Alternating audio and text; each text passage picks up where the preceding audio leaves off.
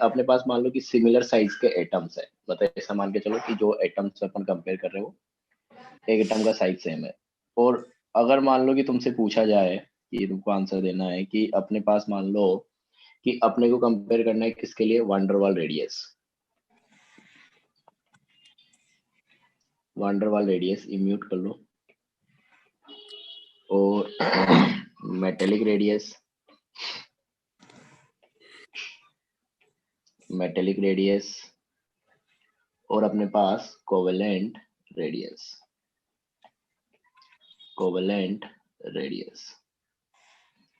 कि अगर मैं तुमको कंपेयर करने को बोलूं कि अपने पास क्या है, वंडरवाल रेडियस जहां अपन डिफाइन कर रहे हो, मान लो कि एक एटम का साइज सिमिलर है, जो मेटेलिक रेडियस के लिए बोल रहे हो वही अपन कोवेलेंट के लिए बोल रहे हैं। मतलब क्या बोलना चाह रहा हूँ कि अपने पास जैसे वंडरवाल रेडियस अपने मेजर किया, तो अपने पास दो एटम थे, इस तरीके से हो गया। और मान लो कि सेम साइज के जो एटम्स की साइज है, ऐसे ही एटम्स अपने पास मेटेलिक रेडियस में इन्वॉल्व हो रहे हैं, और ऐसे ही एटम्स अपने पास लगभग सिमिलर साइज के कोवेलेंट रेडियस में मेजरमेंट में इन्वॉल्व हो रहे हैं। तो अब अगर तुमसे कंपेयर करने को बोल रहा हूँ मैं कि वंडरवाल रेडियस, मेटेलिक रेडियस और कोवेलेंट रेडियस, इसमें अगर मैग्नीट्यूड वाइज देखें तो किसकी वैल्यू ज्यादा रहेगी, कोवेलेंट की, मेटेलिक की, या वंडरवाल की? वंडरवाल की। वंडरवाल रेडियस, क्योंकि साफ दिख रहा अपने को कि ये यहाँ पे क्या है, दोनों एटम्स के बीच में कुछ गैप आ गया है।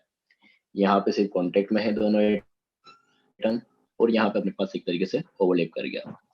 तो अपने पास जो रहेगा वंडरवाल रेडियस मैग्नीट्यूड वाइज सबसे ज्यादा रहेगी, उसके बाद मेटेलिक रेडियस और कोवेलेंट रेडियस जो रहेगी सबसे कम रहेगी। तो ये है अपने पास, ठीक है। तो ये था अपने पास कि तीन तरीके की रेडियस कौन कौन सा है, उसको अपने डिफाइन किया। सर आयोनिक, अब आयोनिक रेडियस अपन लास्ट में पढ़ेंगे, जब ये कंप्लीट हो जाएगा तब आयंस के लिए अलग से बात करेंगे। हाँ, तो अभी सिर्फ एटॉमिक रेडियस की बात कर रहे हैं, मतलब एटम्स में जो रेडियस मिलती है उसके बारे में। अब अपने पास नेक्स्ट काम में रहेगा कि जैसे अपने पास क्या आ जाए, अलग अलग जो हैं एटम्स आ जाए तो उनके बीच कैसे कंपेयर करेंगे, या एक ग्रुप के जो एटम्स हैं उनके लिए कैसे कंपेयर करेंगे, और एक पीरियड के जो एटम्स हैं उनके लिए किस तरीके से कंपेयर करेंगे। तो पहली बात अपने को देखना पड़ेगा कि कौन कौन से फैक्टर्स हैं जो रेडियस को चेंज कर सकते हैं। तो हेडिंग डालो, फैक्टर्स अफेक्टिंग एटॉमिक रेडियस, कि ऐसे फैक्टर्स जो एटॉमिक रेडियस को अफेक्ट करेंगे। तो कुछ फैक्टर्स की अपन बात करेंगे यहाँ पे। तो पहला जो है अपने पास वो है क्या, Z effective, effective nuclear charge या फिर न्यूक्लियर चार्ज। तो जेड इफेक्टिव मैंने तुमको बोला था, जेड इफेक्टिव की जब भी बात हो सिंपली तुमको ऐसे समझना है कि न्यूक्लियस इलेक्ट्रॉन के ऊपर कितना अट्रैक्शन लगा रहा है, जिस भी पर्टिकुलर इलेक्ट्रॉन के ऊपर बात कर रहे हैं। तो तुम्हारे हिसाब से क्या रिलेशन होना चाहिए जेड इफेक्टिव और रेडियस में?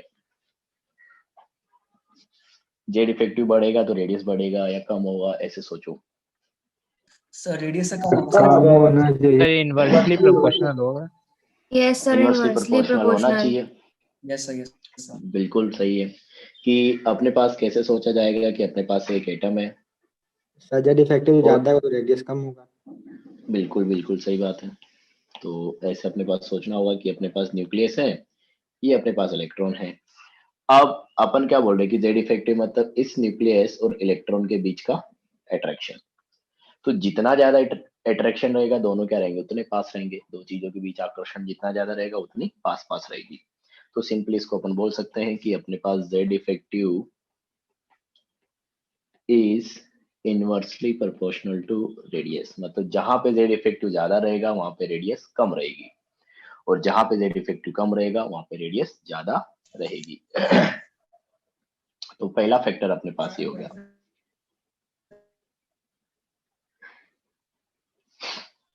दूसरा फैक्टर जो है अपने पास जो रेडियस को डिसाइड करेगा वो है अपने पास नंबर ऑफ सेल्स, कि एक एटम में कितने सेल है। देखो अब अपन बोलते हैं कि अपने पास जैसे मान लो कि फर्स्ट सेल है, सेकंड सेल है, थर्ड सेल है या फोर्थ सेल है। तो अपन ने प्रिंसिपल क्वांटम नंबर में देखा था कि जैसे जैसे सेल नंबर बढ़ता जाता है वैसे वैसे उसका साइज बढ़ता जाएगा। कि वही पहले सेल ले तो obvious सी बात है कि उसका साइज छोटा रहेगा, न्यूक्लियस के सबसे पास है। सेकंड सेल है तो और दूर रहेगा, थर्ड सेल है तो और भी ज्यादा दूर रहेगा। तो नंबर ऑफ सेल इसको अपन n से रिप्रेजेंट करते हैं। तो अपने पास जो सेल नंबर है, नंबर ऑफ सेल n, मतलब सिंपली ये बोलना चाह रहा है कि एक बार ऐसे मानो तुम कि जो वैलेंस इलेक्ट्रॉन है फर्स्ट सेल में है, एक बार वैलेंस इलेक्ट्रॉन मान लो कि सेकंड सेल में है, एक बार वैलेंस इलेक्ट्रॉन मान लो कि थर्ड सेल में है। तो पहला सेल में अगर वैलेंस इलेक्ट्रॉन है तो मतलब पास है, दूसरे सेल में वैलेंस इलेक्ट्रॉन है तो दूर है, तीसरे सेल में वैलेंस इलेक्ट्रॉन है तो और भी दूर है। मतलब जैसे जैसे सेल नंबर बढ़ता जाएगा वैसे वैसे अपने पास क्या होगा, रेडियस बढ़ेगा कि कम होगा? सर बढ़ेगा। बढ़ेगा सर। बढ़ेगा, बिल्कुल। तो सेल नंबर के हिसाब से अगर अपन देखें तो अपने पास ये रिलेशन हो जाएगा कि वैलेंस सेल का नंबर जितना ज्यादा रहेगा रेडियस उतनी ज्यादा रहेगी। तो सेकंड फैक्टर ये हो गया। तो मेनली ये दो ही फैक्टर है जिनके बेसिस पे अपन यहाँ पे बात करने वाले हैं। तो एक तो अट्रैक्शन है, तो जितना ज्यादा, क्या चीज? हाँ, तो अपने पास ये था कि दो फैक्टर है, एक तो फोर्स ऑफ अट्रैक्शन हो गया, न्यूक्लियस वैलेंस इलेक्ट्रॉन पे कितना अट्रैक्शन लगा रहा है। तो जितना ज्यादा अट्रैक्शन रहेगा इलेक्ट्रॉन उतना पास रहेगा, जितना पास रहेगा रेडियस उतनी कम रहेगी। सिंपल सा ही हो गया। दूसरा अपने पास की जो इलेक्ट्रॉन है कौन से नंबर के सेल में प्रेजेंट है। तो सेल नंबर जितना ज्यादा रहेगा obvious सी बात है कि उसकी साइज उतनी ज्यादा रहेगी, मतलब रेडियस उतनी ज्यादा रहेगी। तो इस तरीके से अपने को कंपेयर करना होगा। तो ये अपने पास दो फैक्टर हो गए। अब अपन बात करें किसकी, एक और चीज अपने यहाँ पर लिखते हैं हमेशा, कोई भी एटॉमिक प्रॉपर्टी अगर डिफाइन करेंगे तो उसमें अपन एक चीज लिखेंगे जनरल ट्रेंड, कि जनरल वेरिएशन अपने पास क्या होगा, general trend of atomic radius of atomic radius in periodic table कि पीरियोडिक टेबल में अपने पास जनरल ट्रेंड क्या है। तो जनरल ट्रेंड अगर अपने को देखना है तो अपन ने दो फैक्टर की बात की कि अगर अपन पीरियड में लेफ्ट टू राइट मूव करें तो जब भी अपन पीरियड में क्या जाएंगे, लेफ्ट टू राइट जाएंगे। तो लेफ्ट टू राइट जाने पे देखो क्या क्या फैक्टर वेरी कर रहा है। अच्छा, एक पीरियड अपन क्या बोल रहे थे कि अपने पास जब अपन एक पीरियड की बात करेंगे अलोंग द पीरियड बात करेंगे, तो अलोंग द पीरियड जब अपन लेफ्ट टू राइट जाएंगे तो अपने को पता है कि एक पीरियड मतलब क्या है, वैलेंस सेल तो सेम है। जैसे अपन ने बोला था कि अगर फर्स्ट सेल का कोई एलिमेंट है, सॉरी फर्स्ट पीरियड का अगर कोई एलिमेंट है तो उसके लिए वैलेंस सेल क्या है, फर्स्ट सेल। सेकेंड पीरियड में जितने भी एलिमेंट है उन सबके लिए वैलेंस सेल क्या है, सेकेंड सेल। थर्ड पीरियड के अगर एलिमेंट है तो उनके लिए वैलेंस सेल क्या है, थर्ड सेल। तो अलोंग द पीरियड जाने पे अपने पास क्या है, जो नंबर ऑफ सेल है वो तो सेम है, मतलब वो वाला फैक्टर तो चेंज नहीं हो रहा है। और अपन ने दूसरा फैक्टर जो है अपने पास वो क्या है, जेड इफेक्टिव। तो अपन ने बोला था कि लेफ्ट टू राइट जाने पे जेड इफेक्टिव क्या होता है, बढ़ता है कि कम होता है? जेड इफेक्टिव बढ़ता है, बढ़ता है सर। बिल्कुल। तो लेफ्ट टू राइट जाने पे जेड इफेक्टिव बढ़ता है। चलो बढ़िया बात है। अब अपन बात कर रहे हैं किसकी, नंबर ऑफ सेल, क्योंकि दो ही फैक्टर थे तो दूसरा फैक्टर अपने पास नंबर ऑफ सेल है। तो अलोंग द पीरियड बात कर रहे हैं मतलब सेल नंबर तो क्या है, सेम है। तो Same. एन की वैल्यू अपने पास क्या रहेगी, सेम रहेगी। ठीक है। तो दो फैक्टर थे, एक फैक्टर अपने पास क्या हो रहा है, लेफ्ट टू राइट जाने पे बढ़ रहा है।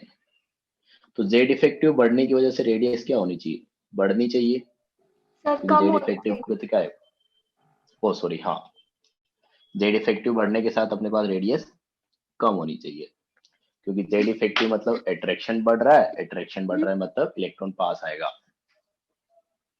दूसरा फैक्टर है अपने पास क्या, एन। तो एन कांस्टेंट है तो इसकी वजह से तो क्या होगा, रेडियस पे कोई फर्क नहीं पड़ेगा।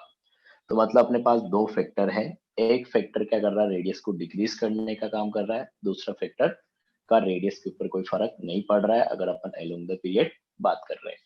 तो नेट चेंज अगर अपन देखेंगे तो अपने को क्या दिखेगा कि लेफ्ट टू राइट जाने पे रेडियस डिक्रीज करेगा, कि अगर अपन अलोंग द पीरियड बात करें तो on moving left to right radius will decrease. ये क्लियर है क्या, in period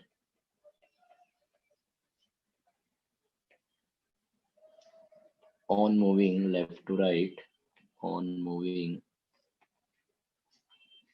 left to right, atomic radius या radius will decrease, तो रेडियस क्या करेगा, डिक्रीज करेगा। ठीक है, इसी तरीके से अगर अपन बात करें कहाँ पे, डाउन द ग्रुप, कि जब अपन एक ग्रुप में बात करेंगे टॉप टू बॉटम, तो एक ग्रुप में जब अपन क्या करते हैं, इन a group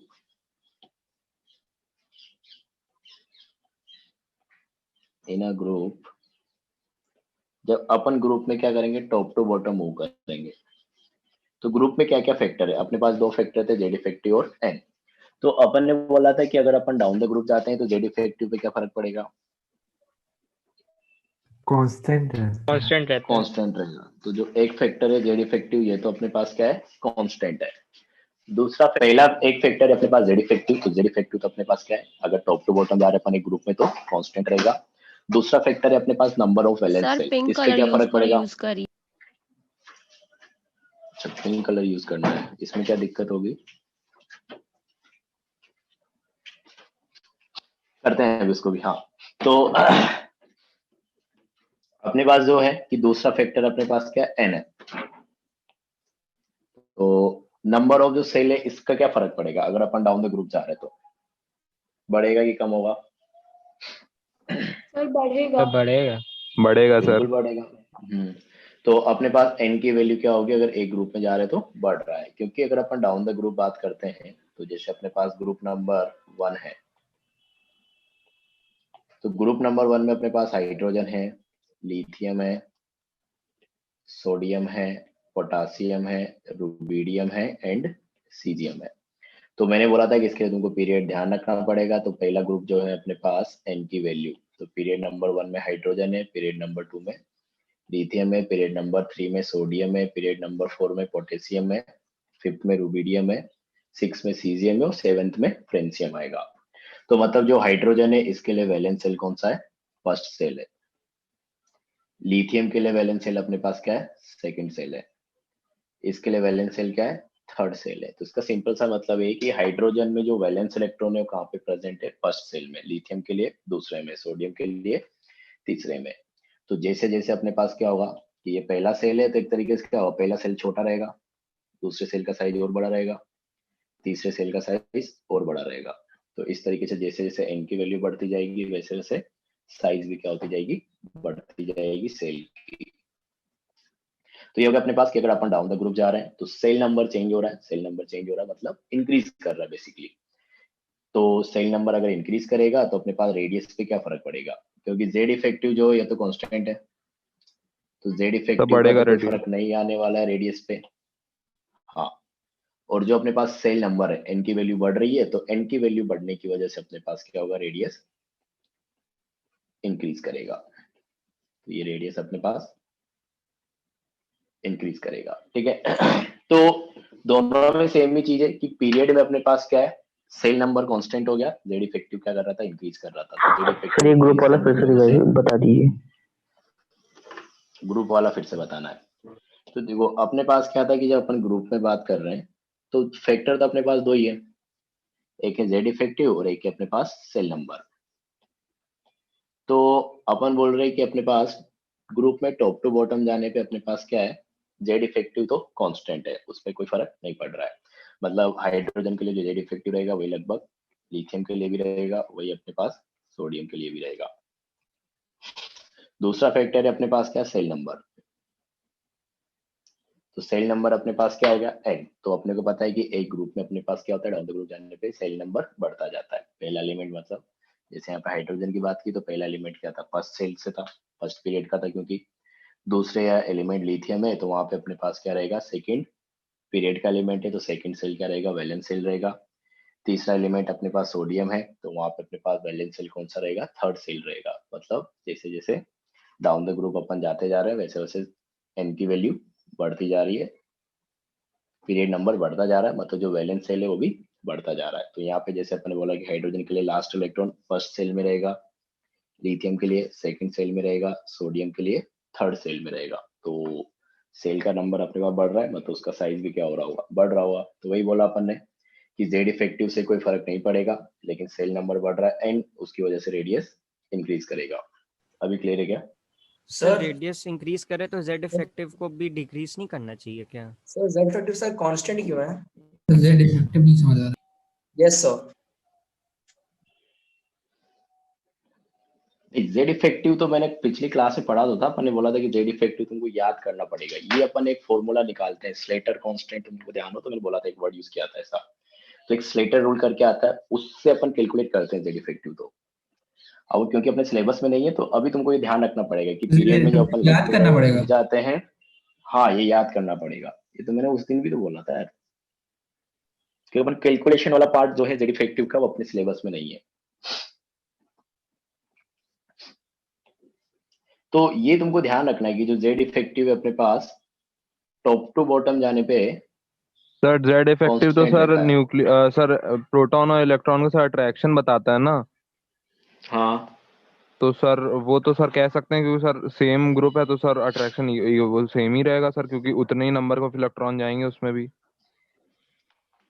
number of electron तो सेम नहीं होगा, मतलब हाँ ये जरूर बोल सकते हो कि अगर सेम ही सर ग्रुप है तो वैलेंस शेल में। प्रॉपर्टीज। हम्म लेकिन रीजन ये सही नहीं रहेगा, तो तुम इसको अभी फिलहाल याद ही कर लो। फिलहाल क्या मतलब, हमेशा के लिए याद ही करना पड़ेगा, क्योंकि कैलकुलेशंस अपन करते नहीं है। और सर क्रॉस द एक पीरियड सर ग्रुप, बोल सकते हैं सर इलेक्ट्रॉन बढ़ रहे हैं तो सर जो साइज है वो और सर पास होता जा रहा है, क्योंकि सर इलेक्ट्रॉन बढ़ रहे हैं तो सब अट्रैक्शन बढ़ रहा है प्रोटॉन और इलेक्ट्रॉन का।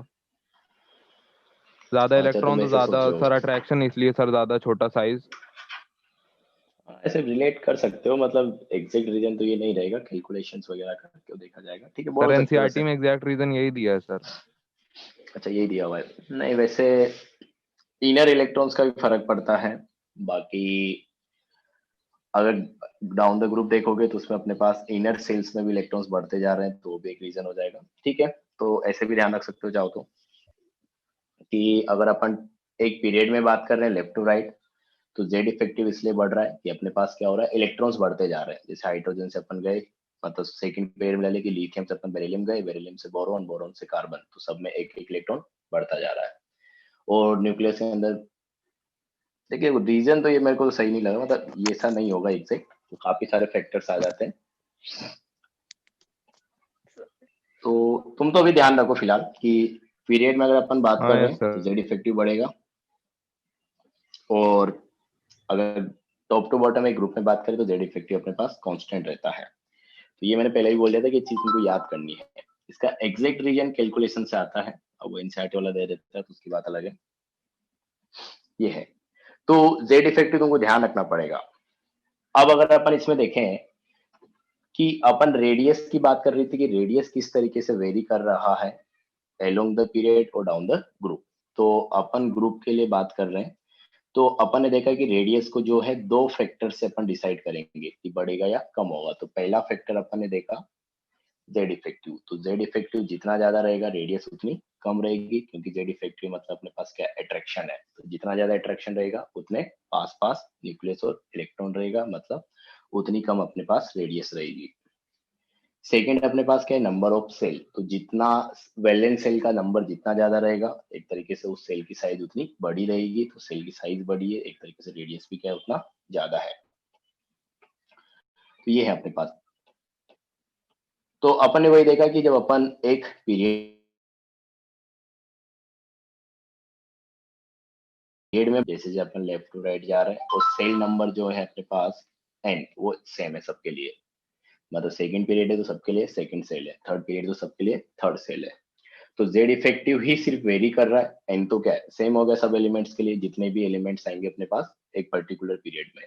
तो जेड इफेक्टिव बढ़ने की वजह से रेडियस क्या हो गई, कम हो गई, तो अपन क्या बोलेंगे कि नेट में भी अपने पास एटॉमिक रेडियस डिक्रीज करेगा। इसी तरीके से जब अपन टॉप टू बॉटम बात कर रहे हैं, तो टॉप टू बॉटम अपन ने बोला कि जेड इफेक्टिव अपने पास क्या होता है, कांस्टेंट होता है। मतलब जेड इफेक्टिव में कोई चेंज नहीं आ रहा। मतलब तुम जैसे इसमें देखोगे कि हाइड्रोजन से लिथियम, लिथियम से सोडियम, सोडियम से पोटेशियम, पोटेशियम से रुबिडियम, रुबिडियम से सीजियम, तो जो जेड इफेक्टिव की वैल्यू रहेगी सबके लिए सेम रहेगी। मतलब एक फैक्टर अपने पास कांस्टेंट हो गया। ये दूसरा फैक्टर है अपने पास एन। तो जो सेल नंबर है वो अपने पास क्या होता है, एक पीरियड में बढ़ता जाता है। तो अगर सेल नंबर बढ़ेगा मतलब सेल का साइज बढ़ता जा रहा है, तो सेल का साइज बढ़ेगा तो उसकी वजह से अपने पास क्या होगा, रेडियस बढ़ेगा। अभी क्लियर है क्या कि ऑन मूविंग, अरे अभी क्लियर हुआ, top to bottom yes sir. Yes sir. Yes in a group radius will increase, की रेडियस क्या करेगा, इंक्रीज करेगा। हाँ, तो ये था अपने पास। तो जेड इफेक्टिव की बात करें तो अभी फिलहाल तुमको याद रखना है कि जेड इफेक्टिव में क्या वेरिएशन है। तो Z effective left to right जाने पे इंक्रीज करता है, डाउन द ग्रुप जाने पे कांस्टेंट रहता है। जेड इफेक्टिव की बात हो गई। और रेडियस के लिए अपन ने देखा कि रेडियस जो है अपने पास, कि जब अपन एक पीरियड में बात कर रहे हैं लेफ्ट टू राइट, तो रेडियस अपने पास क्या हो रही है, डिक्रीज कर रहा है। और जब अपन एक ग्रुप में बात कर रहे हैं टॉप टू बॉटम, तो टॉप टू बॉटम जब ग्रुप में बात कर रहे हैं तो रेडियस अपने पास क्या हो रही है, बढ़ रही है। ये अपने पास हो गया क्या, general trend for atomic radius. तो इस तरीके से तुमको ध्यान रखना है। रीजन अपन ने देखा कि अगर जब अपन पीरियड में बात करते हैं तो अपने पास सेल नंबर जो है, दो फैक्टर है बेसिकली, एक जेड इफेक्टिव और एक सेल नंबर। तो जो सेल नंबर है वो तो क्या हो गया, कांस्टेंट हो गया, सिर्फ जेड इफेक्टिव बढ़ रहा है। तो जेड इफेक्टिव बढ़ने की वजह से रेडियस डिक्रीज कर जा रहा है। और टॉप टू बॉटम अगर अपन बात करें तो जो एक फैक्टर है जेड इफेक्टिव वो तो कांस्टेंट है, तो दूसरा फैक्टर अपने पास आया सेल नंबर। तो cell number down the group जाने पे इंक्रीज कर रहा है, इसलिए रेडियस भी क्या कर रही है, इंक्रीज कर रही है। तो ये अपने पास हो गया, ठीक है। अब क्वेश्चंस अपने पास वही आएंगे जनरल ट्रेंड के हिसाब से ही, कि जैसे अगर अपन देखें कि arrange the following in increasing order of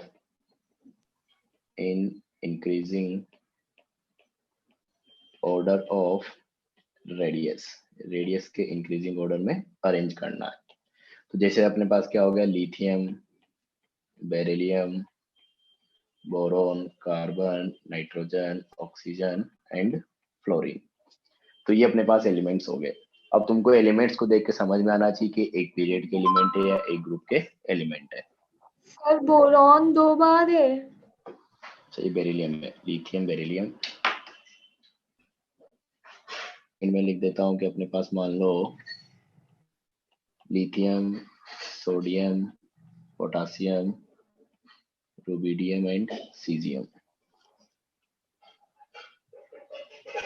sir first वाले में फ्लोरीन का सबसे ज्यादा होगा, डिक्रीज होगा। सबसे ज्यादा किसका होगा, सर सबसे कम लिथियम का होगा, फिर बेरिलियम, फिर बोरॉन, फिर carbon and then nitrogen, oxygen, fluorine. ऐसा क्यों? सबसे ज्यादा लिथियम यस सर, सबसे ज्यादा lithium चाहिए। Yes sir. सबसे कम क्लोरीन यस होगा। सर। और हाँ, इंक्रीजिंग ऑर्डर सेकंड में में सब सबसे लिखेंगे तो कम उल्टा लिखेंगे। रेडियस डिक्रीजिंग होगा, ऑर्डर में लिथियम, लिखा है। सोडियम, पोटेशियम, एकदम सही। डिक्रीजिंग ऑर्डर में लिखा है। पीछे से लिखेंगे ना। मैग्नीशियम, सही सोच रहे हो, स्ट्रोंशियम, बेरियम एंड रेडियम, इस तरीके से। तो देखो, पहली बात तो तुमको पता चलना चाहिए कि जो अपने पास पहला एग्जांपल है ये वाला, इसमें जो ये एलिमेंट्स गिवन है, लिथियम हो गया, बेरिलियम हो गया, boron, carbon, nitrogen, oxygen and fluorine. तो ये सारे एलिमेंट्स जो है अपने पास सेकंड पीरियड में प्रेजेंट है, मतलब ये अलोंग द पीरियड बात हो रही है। और अपन ने अभी देखा कि जब along the period upon move करते हैं लेफ्ट टू राइट, तो लेफ्ट टू राइट जाने पे अपने पास क्या हो रहा है, रेडियस डिक्रीज कर रहा है। तो जब मैं लिथियम से पोटेशियम की, सॉरी, लिथियम से फॉस्फोरस की तरफ जाऊंगा, तो ये अपने पास लिथियम से अगर अपन, सॉरी, फ्लोरीन की तरफ अगर अपन जाएंगे, तो लिथियम से फ्लोरीन की तरफ जब अपन मूव करेंगे तो अपने पास एक तरीके से क्या होगा, रेडियस डिक्रीज करना चाहिए। तो इस तरीके से अपने पास अलोंग द पीरियड में लेफ्ट टू राइट जाने पे रेडियस डिक्रीज करता है। एक मिनट, अपने पास कि अगर अपन एक पीरियड में जाएंगे, पहला वाला अपने पास अलोंग द पीरियड था, दूसरे वाले एग्जाम रेडियस सबसे कम रहेगा किसका, लिथियम का। लिथियम का कम क्यों होगा, लिथियम का सबसे ज्यादा होगा ना। देखो अपने पीरियड में बात किया ना, अलोंग द पीरियड, तो पीरियड में लेफ्ट टू राइट जाने पे डिक्रीज बोल रहे हैं ना, मतलब डिक्रीज का मतलब तो ये हुआ ना कि लिथियम सबसे ज्यादा रेडियस रहेगा। डिक्रीज करती है। हाँ, लीस्ट फ्लोरीन के लिए तो होगी। डिक्रीज करने का मतलब क्या है कि जो लेफ्ट में आएगा उसका सबसे ज्यादा रहेगा और जो राइट में आएगा उसका सबसे कम रहेगा। Yes sir, yes sir. Decrease मतलब, हाँ सर सेकंड वाला सर असेंडिंग ऑर्डर में सर गिवन है। यही क्या उससे जी? मॉडल रहेगा। सर सेकंड वाला सर असेंडिंग ऑर्डर में गिवन है। सेकंड वाला कौन सा? सर लिथियम, सोडियम, पोटेशियम, अच्छा हाँ, रुबिडियम। सर वही आंसर ही होगा। तो अगर अपने पास जो सेकंड वाला एग्जांपल है इसमें अपने सर पास लेस देन एलिमेंट्स साइन। क्या है, ग्रुप वाला एक ही ग्रुप के है ना, अपने पास सारे एलिमेंट्स क्या है, फर्स्ट ग्रुप से है। तो अपन अगर लिथियम से सोडियम जा रहे हैं, सोडियम से पोटेशियम, पोटेशियम से रुबिडियम, रुबिडियम से सीजियम, तो एक तरीके से अपन पहले वाले ग्रुप पे टॉप टू बॉटम जा रहे हैं। तो टॉप टू बॉटम जाने पे अपने पास क्या होता है, रेडियस इंक्रीज करता है। तो लिख के कैसे भी दे सकता है। अब एग्जाम में जो ऑप्शन आते हैं वो एक तरीके से ऐसे तो नहीं देगा तुमको वर्टिकल बना के, एलिमेंट्स को तुमको ऐसे देगा ओरिजेंटली, ऑप्शन तो हमेशा ऐसे ही बनाए जाएंगे क्योंकि अपन जो पेपर में लिखते हैं वो तो लेफ्ट टू राइट लिखता है। तो चाहे एक पीरियड के एलिमेंट आए चाहे एक ग्रुप के एलिमेंट्स आए, उनको लिखेगा वो इसी तरीके से। तो तुमको पता करना पड़ेगा, ऐसा नहीं है कि अगर एक मतलब लेफ्ट टू राइट लिखे हुए, मतलब एक हॉरिजॉन्टल रो में लिखे हुए, तो इसका मतलब ये नहीं कि वो एक ही पीरियड से बिलोंग कर रहे हैं। तो तुमको देखना पड़ेगा थोड़ा सा कि किसकी अपने पास बात हो रही है। तो ये हो गया अपने पास कि लिथियम से सोडियम गए, सोडियम से पोटेशियम, पोटेशियम से रुबिडियम, रुबिडियम से सीजियम। तो अपने पास एक ग्रुप में डाउन द ग्रुप जाने पर रेडियस बढ़ेगा। थर्ड वाले एग्जांपल पे आ जाओ, इसमें अपने पास क्या है, सर डिसेंडिंग ऑर्डर में गिवन है। सर पीरियड डिसेंडिंग ऑर्डर में। फर्स्ट वाले के जैसे। हाँ, फिर ये अपने पास पीरियड है, चाहो तो यहाँ पे लिख लो कि अपने पास जो पहला एग्जांपल था ये था पीरियड 2, ये अपने पास ग्रुप 1, ये अगर अपने पास देखोगे तो वापस पीरियड 3 के एलिमेंट्स है, sodium, magnesium, aluminium, silicon, phosphorus, sulphur, इस तरीके से। तो ये अपने पास पीरियड 3 हो गया। तो पीरियड में अपने को बताया कि जब अपन लेफ्ट टू राइट जाते हैं तो रेडियस अपने पास क्या होती है, डिक्रीज होती है। तो सोडियम का सबसे ज्यादा रहेगा और इधर जाने पे डिक्रीज करेगा। मैग्नीशियम। इसमें अगर देखोगे तो सर असेंडिंग ऑर्डर एलिमेंट्स हैं। ये ग्रुप 2 है, तो डाउन द ग्रुप जाने पे मतलब बेरिलियम टॉप पे है और जो अपने पास रेडियम है वो बॉटम पे है। तो left to right sorry down the group move कर रहे हैं एक तरीके से अपन, तो यहाँ पे रेडियस क्या करेगा, इंक्रीज करेगा। तो इस तरीके से अपने पास आ जाएगा। अब देखो वही अपने पास की जनरल ट्रेंड तो अपन ने देख लिया कि अगर एक पीरियड में अपन बात कर रहे हैं तो लेफ्ट से राइट जाने पे रेडियस डिक्रीज करेगा और एक ग्रुप में जब अपन बात कर रहे हैं तो टॉप टू बॉटम जाने पे अपने पास रेडियस इंक्रीज करेगा। लेकिन सब एलिमेंट्स के लिए जो है जनरल ट्रेंड फॉलो नहीं होता है, एक्सेप्शंस होते हैं अपने पास। तो कहाँ कहाँ पे अपने पास एक्सेप्शन आएगा वहां वहां के अपने को बात करनी कि किस किस एलिमेंट्स में ऐसा होने वाला है। तो 3-4 एक्सेप्शंस हैं, तो उनकी अपन बात करते हैं कि जहां पे जनरल ट्रेंड फॉलो नहीं हो रहा है। तो ये ही इंपॉर्टेंट पार्ट भी है, इसी से क्वेश्चन ज्यादा पूछे जाते हैं कि एक्सेप्शंस इन एटॉमिक रेडियस, कि क्या क्या एक्सेप्शन है अपने पास एटॉमिक रेडियस में। तो पहला अगर अपन देखें तो इसमें जो पहला एक्सेप्शन आएगा बोरॉन फैमिली से रिलेटेड आएगा। तो बोरॉन फैमिली से रिलेटेड अपने पास क्या है, हाँ सर आज तक जहाँ तक पढ़ा देंगे वो सर वहां तक टेस्ट में आएगा? नहीं नहीं नहीं, टेस्ट में तो वहीं तक आएगा जो अपन ने लास्ट पढ़ा था ना, prediction of period group law, पहले बता चुका हूं यार मैं तो, जेड इफेक्टिव से पहले पहले का। Okay sir. हाँ, तो ये है अपने पास कि पहला जो एक्सेप्शन आता है बोरॉन फैमिली में आता है, तो उसमें थोड़ा सा चेंज है। तो देखो अपने पास ये कि पहले तो मैं लिख देता हूँ कि radius of aluminium is almost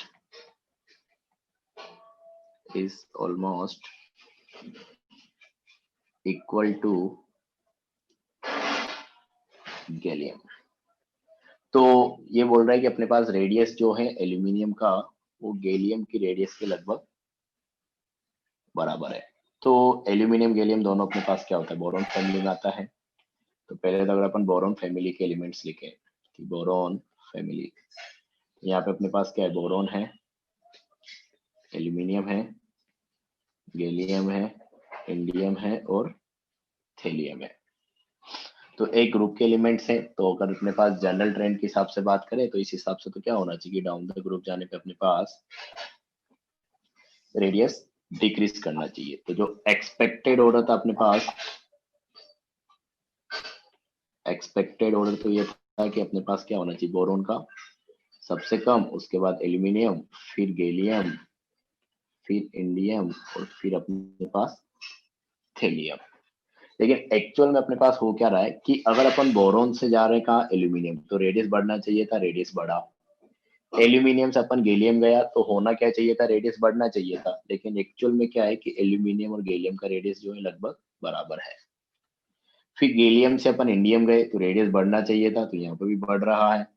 और इंडियम से अगर अपन थेलियम गए तो यहाँ पे बढ़ना चाहिए था, तो यहाँ पे भी बढ़ रहा है। तो जो एक्सेप्शन आ रहा है अपने पास वो एल्यूमिनियम और गैलियम में आ रहा है कि जनरल ट्रेंड के हिसाब से होना क्या चाहिए था, गैलियम का ज्यादा होना चाहिए और एल्यूमिनियम का कम होना चाहिए था, लेकिन दोनों का लगभग बराबर है, 1 या 2 पिकोमीटर का फर्क होता है। तो ये है अपने पास। तो जो एक्चुअल ऑर्डर आएगा, एक्सपेक्टेड ऑर्डर, ये तो गलत है। जो एक्चुअल ऑर्डर अपने पास आ रहा है, एक्चुअल ऑर्डर वो अपने पास ऐसा कुछ रहेगा, देखो कि बोरॉन से अपन एल्यूमिनियम गए, बड़ा, एल्यूमिनियम से गैलियम अपने पास बराबर है, गैलियम से इंडियम बड़ा, इंडियम से थीलियम वापस बड़ा। तो ये अपने पास हो गया ऑर्डर, जो कि तुमको ध्यान रखना पड़ेगा एज अ एक्सेप्शन। सर हाँ सर एक क्वेश्चन पूछना था। हाँ बोलो। सर ये बताइए सर, लिथियम और कैल्शियम में बड़ा मतलब एटॉमिक रेडियस किसकी ज्यादा बड़ी होगी? लिथियम और कैल्शियम में तो नीचे अपने पास लिथियम तो सेकंड पीरियड का है। जी सर। और जो कैल्शियम आएगा वो सर वो है फोर्थ पीरियड का। फोर्थ पीरियड में। तो लिथियम का जो इलेक्ट्रॉन है वो एक तरीके से प्रेजेंट है किसमें, सेकंड सेल में। जी सर। और कैल्शियम का जो प्रेजेंट है किसमें, फोर्थ सेल में। तो तुम्हारे हिसाब से किसकी ज्यादा होनी चाहिए? सर लिथियम की होनी चाहिए। क्यों? ओह सॉरी, कैल्शियम की, सॉरी। कैल्शियम तो का सर ज्यादा प्रायोरिटी उसी को देंगे, डाउन द ग्रुप वाले को प्रायोरिटी देंगे। हाँ। अब देखो, जैसे तुमने ये बोला इसमें तो मैं बोल सकता हूँ, लेकिन अपन ऐसे रैंडमली किसी को भी कंपेयर नहीं कर सकते कि पीरियोडिक टेबल में एक एलिमेंट तुमने यहाँ से उठाया, एक कहीं और से उठाया। तो रैंडमली दो एलिमेंट्स को अपन ऐसे कंपेयर नहीं कर सकते, क्योंकि भी दोनों फैक्टर को कंपेयर करना मुश्किल हो जाएगा, तो तुमको भी डेटा देखने पड़ेंगे। लेकिन लिथियम और, पूरा सुन लो, लिथियम और कैल्शियम एक ग्रुप 1 का है, एक ग्रुप 2 का है। तो जेड इफेक्टिव बढ़ेगा लेकिन उतना नहीं बढ़ेगा, तो मैं उस हिसाब से बता सकता हूँ सर कि लिथियम और एल्यूमिनियम की अगर बात करें तो देखो अपन ने अब फिर वही तो बोला मैंने तब अभी। भी अब एल्युमिनियम वो का बड़ा होगा। तो उस मतलब अगर देखा जाए, अगर मतलब सर कहीं कोई पूछ ले तो नहीं, ऐसे पूछेगा नहीं ना यार, ऐसे अपन कंपैरिजन कर ही नहीं सकते उनके बीच, क्योंकि उसका जैसे देखो अपन ने एक पीरियड के लिए बोला तो अपन ने वहां पे बोल दिया कि अपने पास सेल नंबर सेम है, इसलिए अपन ने जेड इफेक्टिव के हिसाब से कंपेयर कर दिया। और डाउन द ग्रुप अपन ने बात किया तो अपन ने वहां पे बोला कि जेड इफेक्टिव सेम है, सिर्फ सेल नंबर चेंज हो रहा है, तो उसके हिसाब से अपन रेडियस कंपेयर कर दिया। अब जब अपन दो एलिमेंट उठा ले रहे हैं कि एक लिथियम ले लिया, एक एल्यूमिनियम ले लिया, तो वहां पे तो दोनों के लिए दोनों फैक्टर क्या है, अलग अलग है। तो जो फैक्टर डोमिनेट करेगा उसके हिसाब से आंसर आएगा। तो ऐसे जनरली अपन ऐसे कंपैरिजन करते नहीं है, और ना ही तुमसे एग्जाम में पूछा जाएगा। मतलब आज दिन तक नहीं पूछा गया, आगे भी नहीं पूछा जाएगा। और कोई पूछ ले ऐसे तो मतलब वो उसको सही से चीजें पता नहीं है, और क्या ऐसे डायरेक्ट थोड़ी कंपेयर कर सकते हैं, फिर तुमको डेटा वगैरह देखना पड़ेगा। अब जैसे मान लो क्वेश्चन तुम्हारे पास आ गया कि लिथियम का कंपेयर करो आयोडीन से, तो आयोडीन तो 6th पीरियड में है, sorry fluorine, chlorine, bromine, iodine. तो ये अपने पास हो जाएगा, फ्लोरीन हो गया सेकंड, क्लोरीन हो गया थर्ड, ब्रोमीन हो गया फोर्थ, तो फिफ्थ सर पीरियड में है। आयोडीन का आयोडीन बड़ा हो फिफ्थ में जाएगा है ना। और लिथियम, हाँ तो लिथियम अपने पास सेकंड में है और आयोडीन अपने पास फिफ्थ में है, तो वहां तो काफी ज्यादा डिफरेंस हो जाएगा। लेकिन अगर तुमसे पूछ ले कि सेकंड थर्ड में कंपेयर करो, मतलब एक सेकंड पीरियड का एक थर्ड पीरियड का है, और अलग अलग ग्रुप से हैं, तो फिर वहां पे तुमको जेड इफेक्टिव भी देखना पड़ेगा, और जो सेल नंबर चेंज हुआ वो भी एक से ही चेंज हुआ है। तो इस टाइप से तुम कंपेयर नहीं कर सकते। तो तब सर randomly एक्चुअल अपन- वैल्यू निकाल के करना पड़ेगा ना? हाँ, एक्चुअल डेटा देख के करना पड़ेगा तुमको, मतलब डेटा देख के बता सकते हो कि हाँ ये है, क्योंकि आंसर हमेशा सही है ऐसा कोई जरूरी नहीं है, क्योंकि काफी सारे फैक्टर्स आ जाएंगे, मतलब दोनों फैक्टर्स में से जो डोमिनेटिंग होगा उसके हिसाब से आंसर डिसाइड होगा, क्योंकि यहाँ पे तो 2 ही फैक्टर है। आगे अपन आयनाइजेशन एनर्जी पढ़ेंगे तो वहाँ पे 2 से भी ज्यादा फैक्टर आते हैं, तो उसके ऊपर डिपेंड कर जाता है फिर। तो कंपेयर तुमसे यही पूछा जाएगा तो अलोंग द पीरियड या डाउन द ग्रुप, या कुछ रेंडमली पूछेगा तो उसमें भी कुछ ना कुछ ट्रेंड तुम देख पाओगे तभी वो तुमसे पूछेगा। ऐसे अपन क्वेश्चन प्रैक्टिस करेंगे जहां पे लग सकता होगा, उसके अपन बात कर लेंगे। तो ये हो गया अपने पास कि बोरॉन फैमिली में अपने पास जो एक्सपेक्टेड था कि डाउन द ग्रुप जाने पे इंक्रीज करना चाहिए था, वैसा नहीं आ रहा है। एल्यूमिनियम और गैलियम में थोड़ा सा दिक्कत है। तो इसका अगर अपन रीजन जानना चाहे तो रीजन अपन ऐसे कुछ एक्सप्लेन करते हैं इस चीज को, कि अपने पास अगर अपन देखें गैलियम और एल्यूमिनियम, तो एल्यूमिनियम की अगर अपन बात करें कि अपने पास बोरॉन है, एल्यूमिनियम है और गैलियम है, तो पहले दिन का एटॉमिक नंबर अपन निकालते हैं। तो एटॉमिक नंबर की अगर अपन बात करें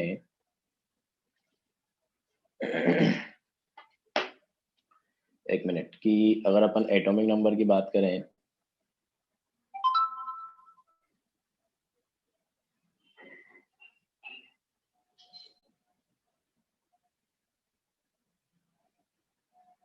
एक मिनट हो गया।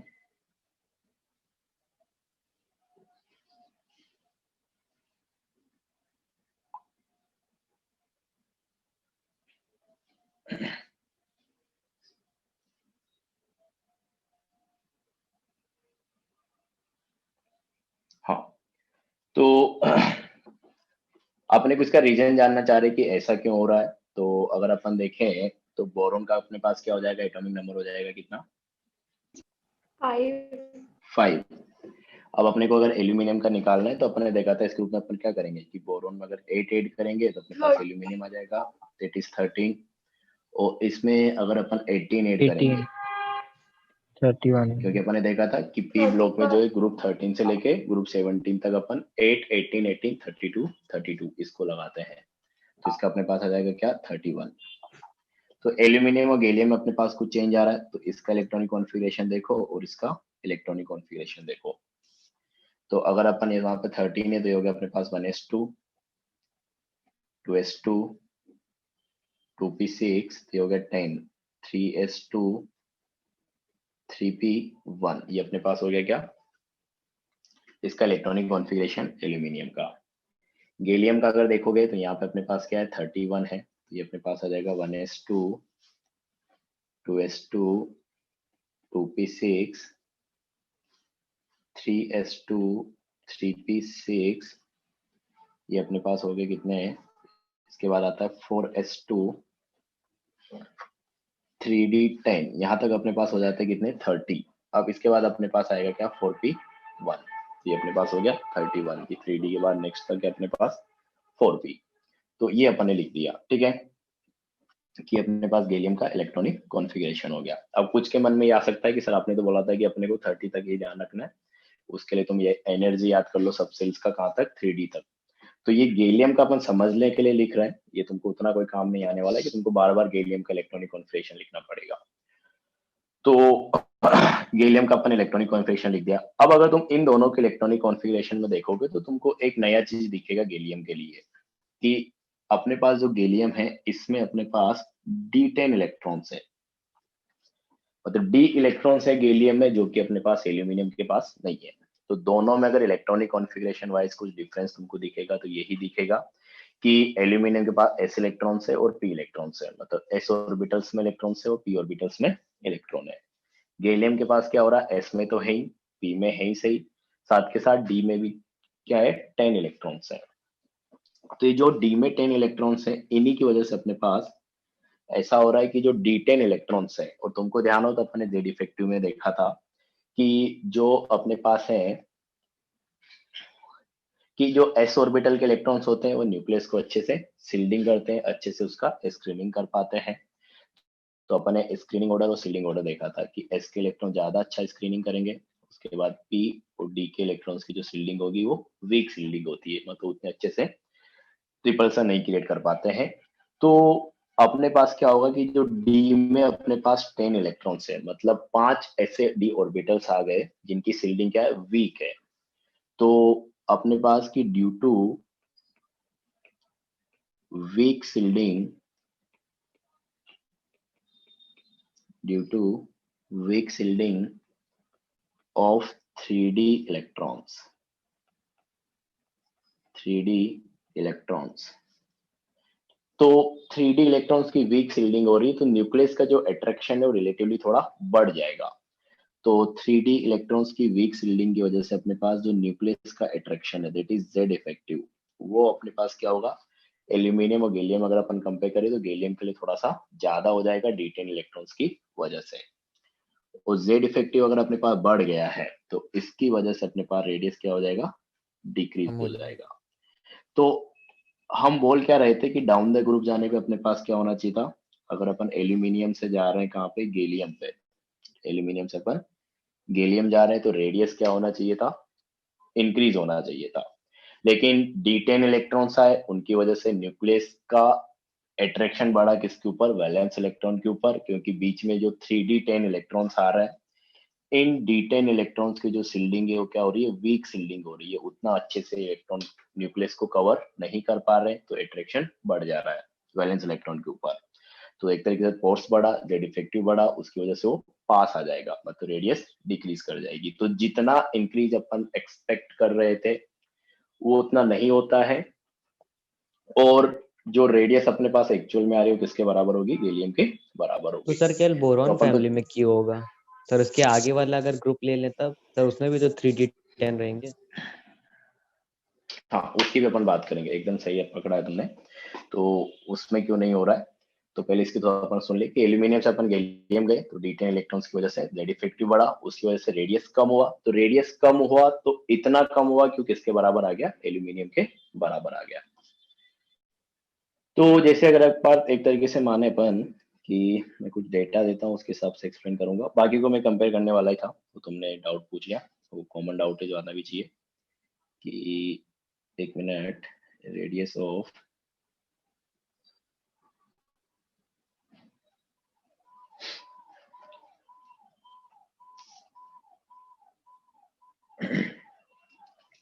तो देखो इसने अपने पास जो नेट पे कि इसका है अपने पास कितना, 85 पिकोमीटर, इसका है अपने पास 143 पिकोमीटर, इसका है अपने पास 138 पिकोमीटर, इसका है अपने पास 167 पिकोमीटर, और इसका अपने पास 172 पिकोमीटर। तो ये है अपने पास, ठीक है। अब देखो, तो अपन तो एक्सपेक्ट कर रहे थे कि अपने पास क्या होगा, बोरॉन से एल्यूमिनियम जाएंगे तो इंक्रीज करेगा, और एल्यूमिनियम से गैलियम जाएंगे तब भी इंक्रीज करेगा। तो गैलियम में अपने पास नया चीज ये हुआ कि यहाँ पे D10 इलेक्ट्रॉन्स की वजह से जेड इफेक्टिव बढ़ा, और जेड इफेक्टिव बढ़ा तो उसकी वजह से रेडियस कम हुआ, और इतना कम हुआ कि वो लगभग किसके बराबर होगी, एल्यूमिनियम के बराबर होगी, 138 और 143, या बोल सकते हो कि थोड़ा उससे कम हो गया एल्यूमिनियम से, लेकिन अपन बोलते हैं कि अप्रोक्सीमेटली क्या है, बराबर है। तो अगर बुक्स वगैरह हम देखोगे तो स्टेटमेंट उसका यही मिलेगा कि दोनों की क्या होती है, लगभग बराबर होती है। तो D10 इलेक्ट्रॉन्स आने की वजह से ऐसा हुआ। अब किसी का जो सवाल था कि अपने पास आगे वाले में क्यों नहीं होता है, ये तो क्या हो गया, स्क्रीनिंग ऑर्डर या shielding order of D electrons, मतलब अलग अलग ऑर्बिटल के इलेक्ट्रॉन्स।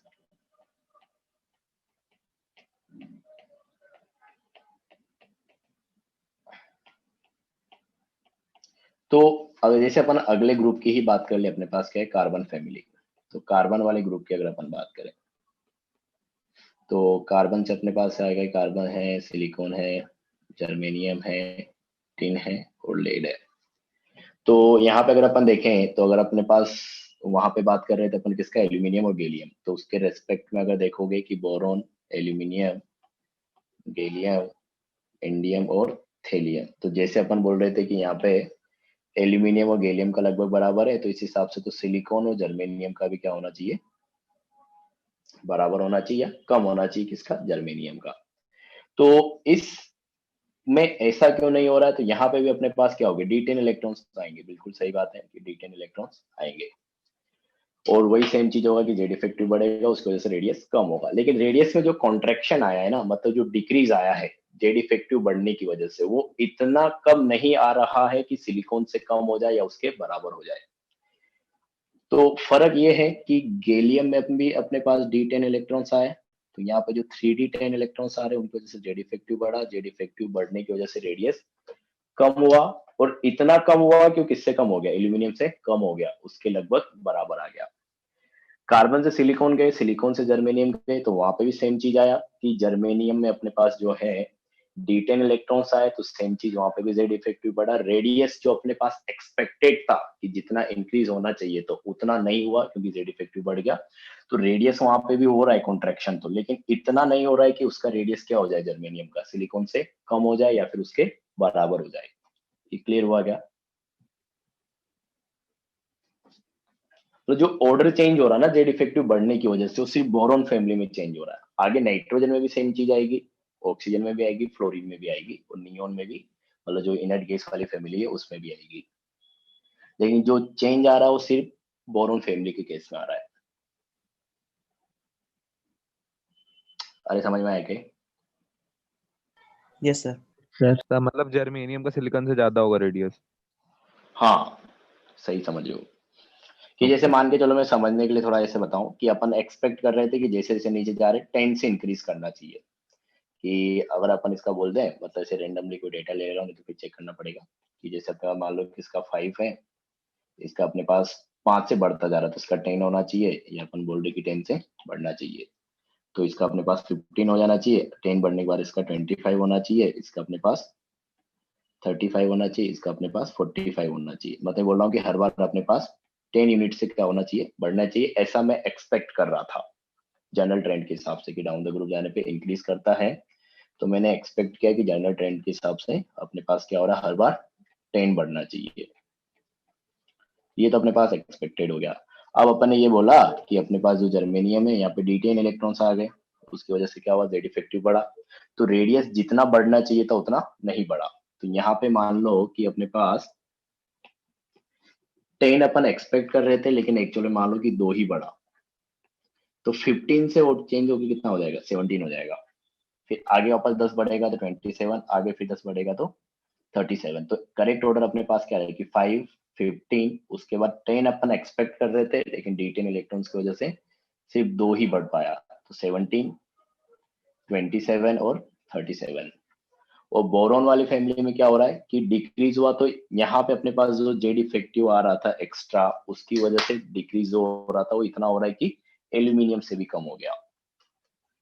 तो जो चेंज ऑब्जर्व हो रहा है वो सिर्फ किस में ऑब्जर्व हो रहा है, अपने पास बोरॉन फैमिली के केस में ऑब्जर्व हो रहा है। तो अपन ये ऐसा बोलेंगे कि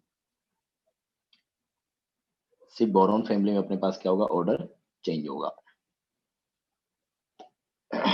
तो जो चीज चेंज हो रही है वो तो हर जगह हो रही है, लेकिन ऑर्डर सिर्फ बोरॉन फैमिली में चेंज हुआ है। समझ में आ गया ये? Yes sir. हाँ, तो तुमका लिए इम्पोर्टेंट क्या है, एक तो ऑर्डर सबसे ज्यादा इम्पोर्टेंट है, 80% चांस है कि तुमसे पूछेगा तो सिर्फ ऑर्डर ही पूछेगा, और रीजन का चांस बहुत कम होता है पूछने का, लेकिन फिर भी ध्यान रखना है। और जहां पे एक्सेप्शन बताया जा रहा है तुमको, एक तरीके से इनऑर्गेनिक में वही ध्यान रखना होता है। बस इनऑर्गेनिक में थोड़ा सा दिक्कत होता है, जिसको लेके बच्चों को दिक्कत भी होती है कि कहाँ पे नहीं लगाना है, कहाँ पे एक्सेप्शन रहेगा। तो एक तरीके से याद ही करना होता है, मतलब मेमोराइज करने वाला सब्जेक्ट है, तो वो तुमको करना ही पड़ेगा। तो क्योंकि फिर वापस वही बात है, 2-3 बार बोल चुका हूँ मैं कि अपने पास जो रिजल्ट्स आते हैं उनको अपन एक्सप्लेन करने की कोशिश करते हैं। तो ये था अपने पास कि अपन ने पहले एक्सपेरिमेंटली कैलकुलेट किया होगा बोरॉन फैमिली का रेडियस, तो वहां पे अपन ने देखा कि बोरॉन से एल्यूमिनियम, एल्यूमिनियम से गैलियम जा रहे तो लगभग बराबर हो जा रहा है, या गैलियम का थोड़ा सा कम है किससे, एल्यूमिनियम से। इसका रीजन अपन ने किसके बेसिस पे दिया, इलेक्ट्रॉनिक कॉन्फ़िगरेशन के हिसाब से। तो वहां पे अपन ने बोला कि D10 इलेक्ट्रॉन्स आ रहे हैं जिनकी सील्डिंग वीक है, तो वीक सील्डिंग की वजह से अपने पास जेड इफेक्टिव बढ़ा रिलेटिवली थोड़ा सा, उसकी वजह से रेडियस डिक्रीज हुआ। डिक्रीज हुआ तो इतना हुआ कि वो गैलियम का रेडियस एल्यूमिनियम से भी थोड़ा सा कम हो गया या लगभग बराबर हो गया।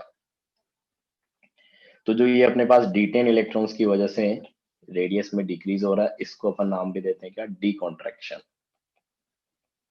कि डी इलेक्ट्रॉन्स की वजह से रेडियस में कॉन्ट्रैक्शन आ रहा है, तो ये अपने पास डी कॉन्ट्रैक्शन कहलाता है। तो अपन इसको लिख देते हैं यहाँ पे कि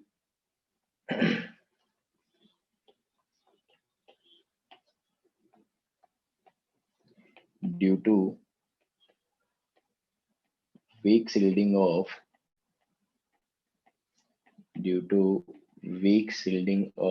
3d10 electrons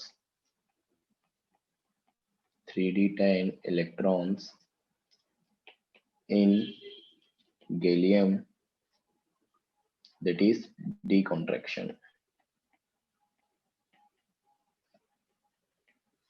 ये पूरा ले लो चाहो, due to weak shielding of 3d10 electrons in germanium, Z effective या effective nuclear charge increases and the radius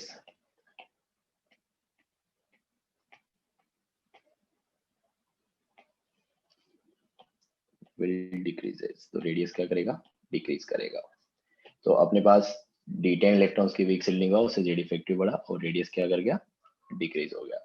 और इतना डिक्रीज हुआ कि अपने पास radius of aluminium and gallium become almost equal, that is radius of aluminium and gallium become almost equal, ये दोनों का रेडियस ऑलमोस्ट क्या हो जाएगा, इक्वल हो जाएगा। तो ये है अपने पास पहला एक्सेप्शन। तो ऐसे एक्सप्लेन करेंगे इसको, डी कॉन्ट्रैक्शन, D10 इलेक्ट्रॉन्स की वीक shielding। और ऐसा एक्सेप्शन वो कार्बन में भी नहीं आता है, नाइट्रोजन में भी नहीं आता है और ऑक्सीजन में भी नहीं आता है। तो यहाँ पे भी लिख लेना कि अगर अपन सिलिकॉन से जर्मेनियम जा रहे हैं तो यहाँ पे नो एक्सेप्शन, यहाँ पे ऐसा कोई एक्सेप्शन नहीं है, क्योंकि यहाँ पे ऑर्डर चेंज नहीं हो रहा है, सेम फिनोमिना रिपीट हो रहा है लेकिन ऑर्डर चेंज नहीं हो रहा है। और यहाँ पे अपन ने बोला कि अपने पास एक्सेप्शन आ रहा है क्या, कि एल्यूमिनियम और गैलियम लगभग बराबर है। तो ये अपने पास बोरॉन फैमिली के लिए बात हो गई। तो ये था बेसिकली अपने पास बात कि boron family upon down the group जाएंगे तो जैसा अपन एक्सपेक्ट कर रहे थे कि रेगुलरली इंक्रीज करना चाहिए था, वो नहीं होके एल्यूमिनियम और गैलियम का लगभग बराबर हो जा रहा है। उसका रीजन अपन ने एक्सप्लेन किया, किस बेसिस पे दिया कि अपने पास D10 इलेक्ट्रॉन्स की वीक shielding होती है, उसकी वजह से Z इफेक्टिव बढ़ता है और रेडियस अपने पास क्या हो जाता है, डिक्रीज हो जाता है। और डिक्रीज होकर अपने पास क्या हुआ, गैलियम का रेडियस एल्यूमिनियम से भी कम हो गया या दोनों का लगभग बराबर हो गया, कैसे भी तुम बोल सकते हो। तो ये तो अपने पास पहला था। सेकंड जो है ये आ जाएगा अपने पास की radius of 3D series elements, radius of 3D series elements की। तो 3D सीरीज में जो एलिमेंट्स हैं उनकी रेडियस। तो पहली बात तो मैंने बताया था कि 3D सीरीज अपने पास क्या होता है, D block elements of fourth period, D block elements of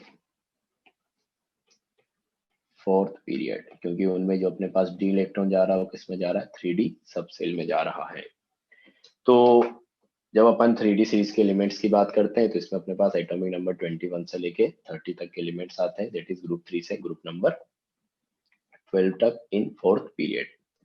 तो यहाँ पे जो अपने पास एलिमेंट है वो है कि पहला स्कैंडियम हो गया 21, उसके बाद titanium, vanadium, chromium, MN, iron, cobalt, nickel, copper and zinc. ये हो गया अपने पास। तो एक तरीके से अपने पास क्या होगा, 3D सीरीज हो गई, मतलब फोर्थ पीरियड के एलिमेंट्स हो गए डी ब्लॉक में। तो 3D सीरीज मतलब अपने पास क्या, एक पीरियड के एलिमेंट्स हैं और पीरियड में अपन ने बोला था कि लेफ्ट टू राइट जाने पे अपने पास क्या होना चाहिए था, डिक्रीज होना चाहिए था। तो यहाँ पे भी कुछ ना कुछ अलग होगा, इसीलिए अपन इसको क्या बोल रहे हैं, एक्सेप्शन बोल रहे हैं। तो एक्चुअल में यहाँ पे जो वेरिएशन आ रहा हो ऐसा कुछ आता है कि अपने पास मान लो कि अगर अपने इसको ग्राफ से दिखाए कि इधर अपने ने लिखा क्या, रेडियस, और इधर अपने पास एटम्स या एटॉमिक नंबर। तो देखो अपने पास होता क्या है एक्चुअल में कि स्कैंडियम से लेके क्रोमियम तक, तो अगर अपन बात करें तो जनरल ट्रेंड के हिसाब से लेफ्ट टू राइट जाने पे डिक्रीज करना चाहिए था, तो स्कैंडियम से लेके क्रोमियम तक तो फॉलो हो रहा है। स्कैंडियम से अगर अपन क्रोमियम तक जा रहे हैं तो डिक्रीज करना चाहिए था, डिक्रीज कर रहा है, एकदम सही था यहाँ तक का अपना काम। लेकिन क्रोमियम से अगर अपन गए कहाँ तक, कॉपर तक, दैट इज दिस, क्रोमियम से Mn, Mn से आयरन, आयरन से कोबाल्ट, कोबाल्ट से निकल और निकल से कॉपर। तो इस रीजन में अपने पास क्या है, रेडियस हर एलिमेंट का लगभग कांस्टेंट है, सेम है। और जब अपन कॉपर के आगे गए जिंक, तो वहां से कॉपर से जिंक जाने पे क्या हो जा रहा है, बढ़ जा रहा है। तो एक्चुअल में जो वेरिएशन आ रहा है ऐसा कुछ आ रहा है कि स्कैंडियम से क्रोमियम तक तो डिक्रीज कर रहा है, क्रोमियम से कॉपर तक सेम है, और कॉपर से जिंक तक बढ़ रहा है। मतलब पहले कम हुआ, फिर कांस्टेंट रहा, और फिर अपने पास क्या कर गया, इंक्रीज कर गया। तो एक्चुअल ऑर्डर ऐसा आ रहा है, जबकि जनरल ट्रेंड बोल रहा था कि रेगुलरली डिक्रीज करना चाहिए था, तो वो अपने पास नहीं हो रहा है, मतलब ये एक्सेप्शन हो गया। एक और चीज यहाँ पे है कि जैसे मैंने बोला कि इनमें क्या होता है, क्रोमियम से कॉपर तक बराबर होता है। तो ये डेटा तुमको याद नहीं रख रहा है, बस मैं लिखा दे रहा हूँ कि देखो लगभग सेम ही है। तो जो क्रोमियम का होता है अपने पास 117 पिकोमीटर, Mn का भी 117 है, इसका भी 117 है, आयरन का भी, तो तीनों का लगभग सेम है। कोबाल्ट का जो आता है लगभग 116 पिकोमीटर, तो सिर्फ 1 पिकोमीटर का डिफरेंस है। निकल का आई थिंक 115 पिकोमीटर, और कॉपर का वापस 117 पिकोमीटर, तो लगभग क्या है, सेम है। तो इसलिए अपन ने बोल दिया कि सबका सेम रहेगा। तो एक्चुअल ऑर्डर ये होगा जो तुमको ध्यान रखना है कि 3D सीरीज के लिए अगर अपन बात करें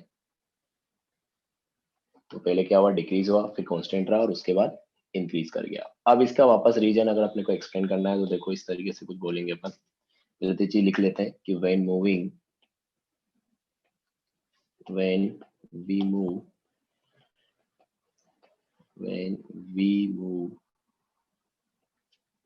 from left to right,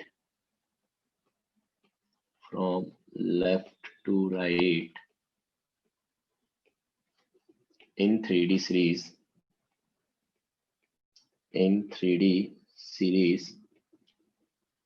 atomic radius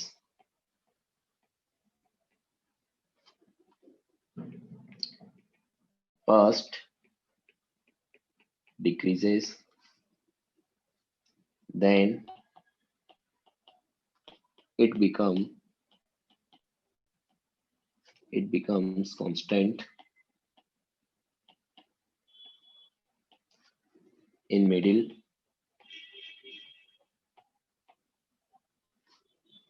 and increases at the end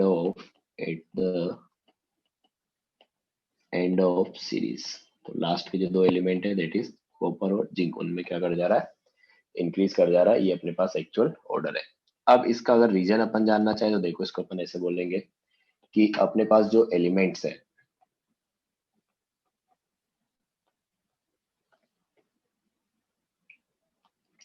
तो अपने पास यहाँ पे क्या है, स्कैंडियम है, टाइटेनियम है, वेनेडियम, क्रोमियम, Mn,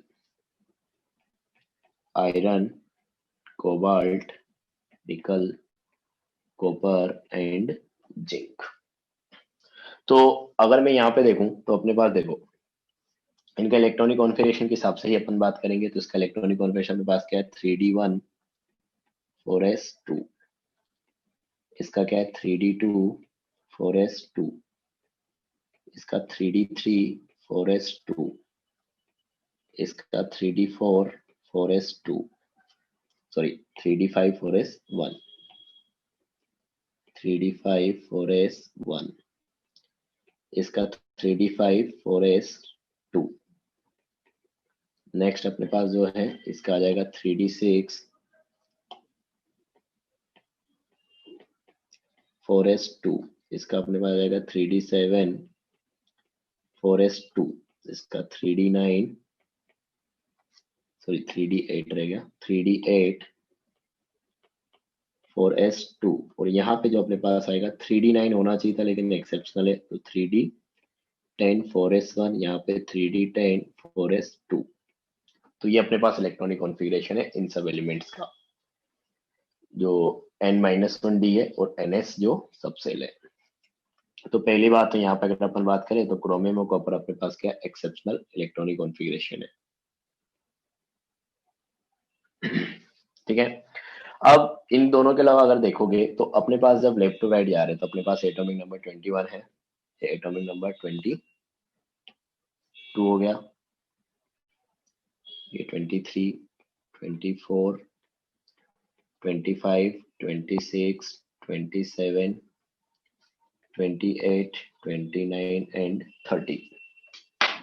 तो जब अपन लेफ्ट टू राइट जा रहे हैं तो अपने पास एक तरीके से क्या हो रहा है कि अपने पास जो है एटॉमिक नंबर बढ़ रहा है। तो एटॉमिक नंबर बढ़ने का सिंपल सा मतलब है कि अपन जब स्कैंडियम से जिंक की तरफ जा रहे हैं तो न्यूक्लियस के अंदर एक प्रोटॉन बढ़ता जा रहा है, और अगर प्रोटॉन का नंबर बढ़ रहा है मतलब एक तरीके से क्या करेगा, अट्रैक्शन को बढ़ाएगा वैलेंस इलेक्ट्रॉन के ऊपर, क्योंकि इंक्रीज इन प्रोटॉन एक तरीके से पॉजिटिव चार्ज बढ़ गया तो वैलेंस इलेक्ट्रॉन के ऊपर अट्रैक्शन बढ़ना चाहिए प्रोटॉन्स के हिसाब से अपन बात करें तो। और जैसे जैसे एटॉमिक नंबर बढ़ेगा तो 21 से 22 जाएंगे तो एक तरीके से इलेक्ट्रॉन भी तो बढ़ा। तो यहाँ पे हो क्या रहा है एक तरीके से कि जो नया इलेक्ट्रॉन है, यहाँ पे 3d1 था, यहाँ पे 3d2 3d3 3d, ये तो एक्सेप्शन था, 4 आना चाहिए था लेकिन 5 आ गया, 3d5 3d6 3d7 3d8। तो जब अपन लेफ्ट टू राइट जा रहे हैं मतलब एटॉमिक नंबर 21 से एटॉमिक नंबर 30 की तरफ जा रहे हैं, तो जो अपने पास है कि जो प्रोटॉन आ रहा है वो न्यूक्लियस के अंदर बढ़ता जा रहा है एक एक प्रोटॉन, और जो इलेक्ट्रॉन आ रहा है वो एक तरीके से वैलेंस सेल में नहीं जा रहा है, क्योंकि यहाँ पे अगर वैलेंस सेल देखोगे तो वैलेंस सेल अपने पास कौन सा है, फोर्थ सेल है, फोर्थ सेल जो है वो वैलेंस सेल है। और अपने पास जो इनकमिंग इलेक्ट्रॉन है मतलब जो नया इलेक्ट्रॉन आ रहा है वो वैलेंस सेल में नहीं जाके n-1 सेल में जा रहा है, मतलब इनर सेल में जा रहा है, दैट इज 3d सब सेल, मतलब थर्ड सेल के 3d सब सेल में जा रहा है। तो यहाँ पे ये हो रहा है कि अपने पास जो एटॉमिक नंबर बढ़ने के साथ साथ प्रोटॉन बढ़ रहा है वो न्यूक्लियस में जा रहा है, तो उसकी वजह से अपने पास क्या होगा, अट्रैक्शन बढ़ेगा। और जो अपने पास इनकमिंग नया इलेक्ट्रॉन है तो उसको अगर अपन ऐसे बनाए डायग्राम से कि अपने पास ये हो गया थर्ड सेल, और ये अपने पास मान लो कि हो गया अपने पास फोर्थ सेल। तो फोर्थ सेल में अपने पास क्या है कि 4s ऑर्बिटल में इलेक्ट्रॉन है, तो 4s में या तो 2 है, ज्यादातर में तो 2 ही है, या फिर अपने पास क्रोमियम कॉपर की बात करें तो वहां पे एक इलेक्ट्रॉन है। तो जो रेडियस डिफाइन करेगा वो तो अपने पास क्या करेगा, 4s का इलेक्ट्रॉन जो है वो रेडियस डिफाइन करेगा, क्योंकि वैलेंस सेल तो कौन सा है, फोर्थ सेल है, तो जो फोर्थ सेल का इलेक्ट्रॉन है वो अपने पास क्या करेगा, रेडियस को डिफाइन करेगा। जो दोनों में से कोई एक इलेक्ट्रॉन मान लो कि अपने पास जिससे अपन रेडियस मेजर करना चाह रहे हैं, क्योंकि है तो दोनों वैसे एस में ही है, तो हो गया। अब अपने पास जो जैसे जैसे एटॉमिक नंबर बढ़ रहा है तो न्यूक्लियस के अंदर प्रोटॉन आ रहे हैं, तो उसकी वजह से अट्रैक्शन बढ़ना चाहिए इस वैलेंस इलेक्ट्रॉन पे। और जो अपने पास नया इलेक्ट्रॉन आ रहा है वो इनर सेल में जा रहा है, इस सेल में थर्ड सेल में,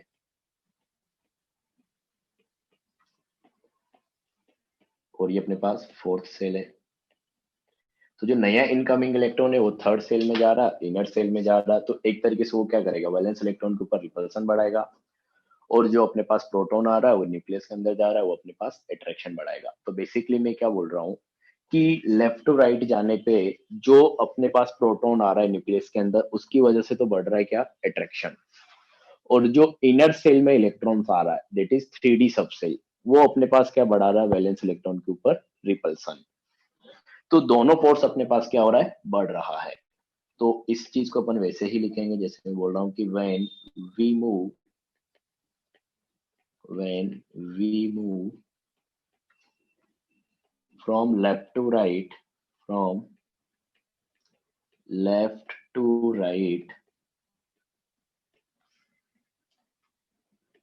in 3D series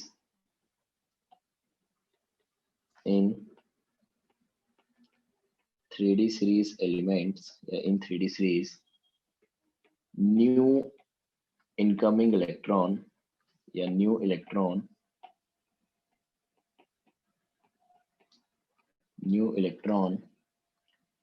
enters in 3D subcell,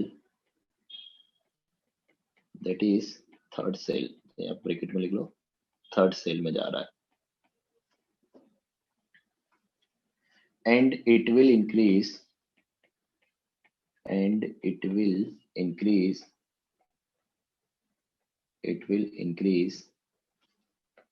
repulsion on valence electron. It will increase repulsion on valence electron. तो valence electron जो था फोर्थ सेल का, उसके ऊपर ये रिपल्सन बढ़ाएगा, अंदर वाले इसमें आके यहाँ पे आ जाएगा, तो एक तरीके से इलेक्ट्रॉन रिपल्सन क्रिएट होगा। और जैसे जैसे यहाँ पे इलेक्ट्रॉन बढ़ते जाएंगे तो इनर इलेक्ट्रॉन के ऊपर क्या होता जाएगा, रिपल्सन, सॉरी जो वैलेंस इलेक्ट्रॉन है उसके ऊपर रिपल्सन बढ़ता जाएगा इनर इलेक्ट्रॉन्स की वजह से। ये हो गया। दूसरा अपने पास क्या हो रहा है कि प्रोटॉन का नंबर भी बढ़ रहा है, तो but number of protons,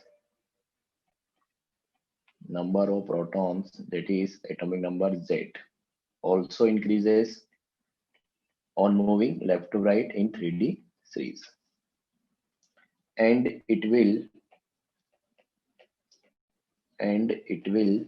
increase attraction on valence electron. तो बेसिकली अपने पास 3D सीरीज में लेफ्ट टू राइट जाने पे रिपल्सन और अट्रैक्शन दोनों बढ़ रहा है, किसके ऊपर, वैलेंस इलेक्ट्रॉन के ऊपर।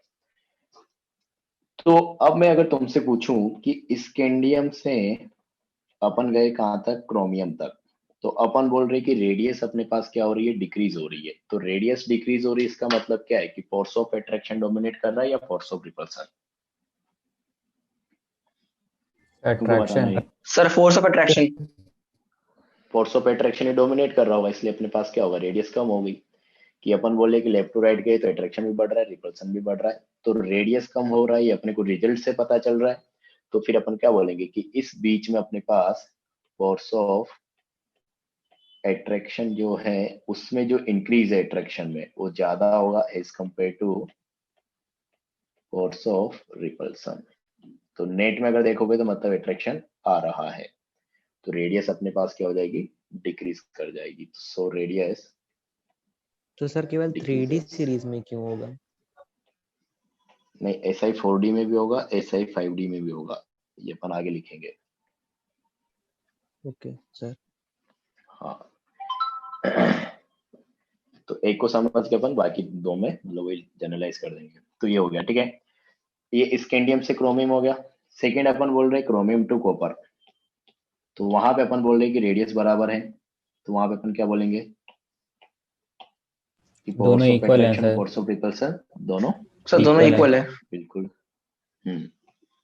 तो फ्रॉम क्रोमियम टू कॉपर मतलब जितना इंक्रीज अट्रैक्शन में हो रहा है उतना ही इंक्रीज अपने पास रिपल्सन में भी हो रहा है, तो दोनों एक दूसरे को बैलेंस करके नेट इंक्रीज 0 हो जाएगा। तो यहाँ पे अपनी बोलेंगे कि बोथ फोर्स ऑफ अट्रैक्शन, पूरा लिख लेना, या हाँ, force of attraction becomes equal to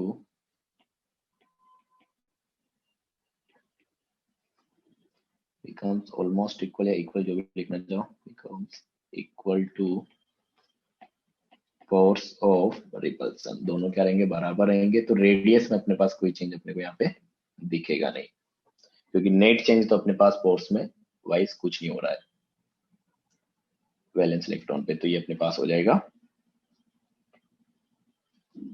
chromium से कॉपर के लिए। थर्ड था अपने पास कॉपर टू जिंक, लास्ट के 2 एलिमेंट। तो यहाँ पे क्या हुआ होगा कि रेडियस बढ़ रहा है, इसका मतलब क्या, सर फोर्स ऑफ रिपल्शन से ज्यादा होगा। फोर्स ऑफ रिपल्सन में जो इंक्रीज होगा वो ज्यादा रहेगा as compare to force of attraction. तो नेट में अपने को रिपल्सन ही दिखेगा। रिपल्सन मतलब क्या होगा, थोड़ा सा दूर चला जाएगा, तो दूर चला जाएगा मतलब अपने पास रेडियस बढ़ जाएगा। तो इस तरीके से अपन इसको एक्सप्लेन करेंगे। तो दूसरा एक्सेप्शन जो है अपने पास हुआ है किसमें, 3D सीरीज में। तो ये होगा अपने पास कि पहले क्या किया, तो तुमसे ये तो नहीं पूछेगा क्योंकि कभी पूछा भी नहीं गया कि स्कैंडियम से कहाँ तक डिक्रीज कर रहा है, फिर किस किस के बीच कांस्टेंट है, फिर किस किस के बीच इंक्रीज कर रहा है। तो जनरल ऐसे पूछता है कि अगर लेफ्ट टू राइट अपन जा रहे हैं 3D सीरीज में, तो पहले अपने पास क्या हो रहा है, डिक्रीज हो रहा है, फिर कांस्टेंट है और फिर इंक्रीज हुआ है। तो पहले घटा, फिर बराबर रहा और फिर बढ़ गया। तो ये अपने पास वेरिएशन आ गया रेडियस में फॉर 3D सीरीज एलिमेंट्स। तो सेम चीज तो 4D सीरीज में भी होगा और सेम चीज 5D सीरीज में भी होगा, क्योंकि है तो डी ब्लॉक के एलिमेंट्स, तो वहां पे भी सेम चीज फॉलो होगी। तो इसी चीज को अपन नेक्स्ट एक्सेप्शन की तरह लिखेंगे। देखो रेडियस में रिलेटिवली काफी सारे एक्सेप्शंस आते हैं, तो मैं लास्ट में समरी करके तुमको लिखा दूंगा कि तुमको एस ब्लॉक में कैसे कंपेयर करना है, डी ब्लॉक में कैसे कंपेयर करना है और पी ब्लॉक में कैसे कंपेयर करना है। या तो अलोंग द ग्रुप बात करें या अलोंग द पीरियड बात करें या डाउन द ग्रुप बात करें, कैसे भी अपन बात करें। तो अपने को भी सारा पढ़ लेना है, फिर लास्ट में मैं समरी करके एक साथ लिखा दूंगा कि अगर इस ब्लॉक में कंपैरिजन कराता है तो कैसे करना है, बाकी में कैसे करना है। तो ये हो गया अपने पास। तो अपन ने बात कर लिया 3D सीरीज का, तो ऐसा ही वेरिएशन अपन एक्सपेक्ट कर रहे हैं किसमें, 4D और 5D में भी, तो ऐसा ही यहाँ पे भी होगा। तो same variation for 4D and 5D, 4D and 5D series elements। तो सेम वेरिएशन अपने पास आएगा 4D और 5D सीरीज एलिमेंट्स के लिए। मतलब 4D series D block elements और 5th पीरियड, तो वहां पे अगर देखोगे तो पहले वहां पे भी क्या होगा, डिक्रीज होगा, फिर कांस्टेंट रहेगा, फिर इंक्रीज करेगा। इसी तरीके से 5D के लिए बात करोगे तो वहां पे भी सेम चीज होगा कि पहले डिक्रीज होगा, फिर कांस्टेंट रहेगा और फिर इंक्रीज करेगा। तो इस चीज को चाहे तो अपन ऐसे ग्राफ से बना सकते हैं, वही सेम ग्राफ लिख दो कि एक बार 3D के लिए जैसे बनाया वैसे 4D और 5D के लिए आ जाएगा। तो ये अपने पास हो गया। नेक्स्ट जो है अपने पास, इसी में अगर एक्सेप्शंस की अपन बात कर रहे हैं, तो ये तो अपन ने क्या किया कि एक पीरियड में बात किया डी ब्लॉक का एलिमेंट्स की, कि 4th पीरियड में डी ब्लॉक मतलब अपने पास 3D सीरीज, 5th पीरियड में डी ब्लॉक मतलब 4D सीरीज, 6th पीरियड में डी ब्लॉक मतलब 5D सीरीज। अब अपन बात कर रहे हैं डी ब्लॉक में डाउन द ग्रुप, क्योंकि डी ब्लॉक में सारे एक्सेप्शन है, मतलब अलोंग द पीरियड भी एक्सेप्शन है, डाउन द ग्रुप भी एक्सेप्शन है। तो अगर अपन एक ग्रुप में बात करें कि जैसे अपने पास कोई ग्रुप है, मान लो कि ग्रुप नंबर 4 ये डी ब्लॉक का है, तो इसमें अपने पास आता है टाइटेनियम, जर्कोनियम एंड होफनियम। मतलब ये अपने पास है क्या, 3D सीरीज का एलिमेंट, ये है अपने पास 4D सीरीज एलिमेंट और ये है अपने पास 5D सीरीज एलिमेंट।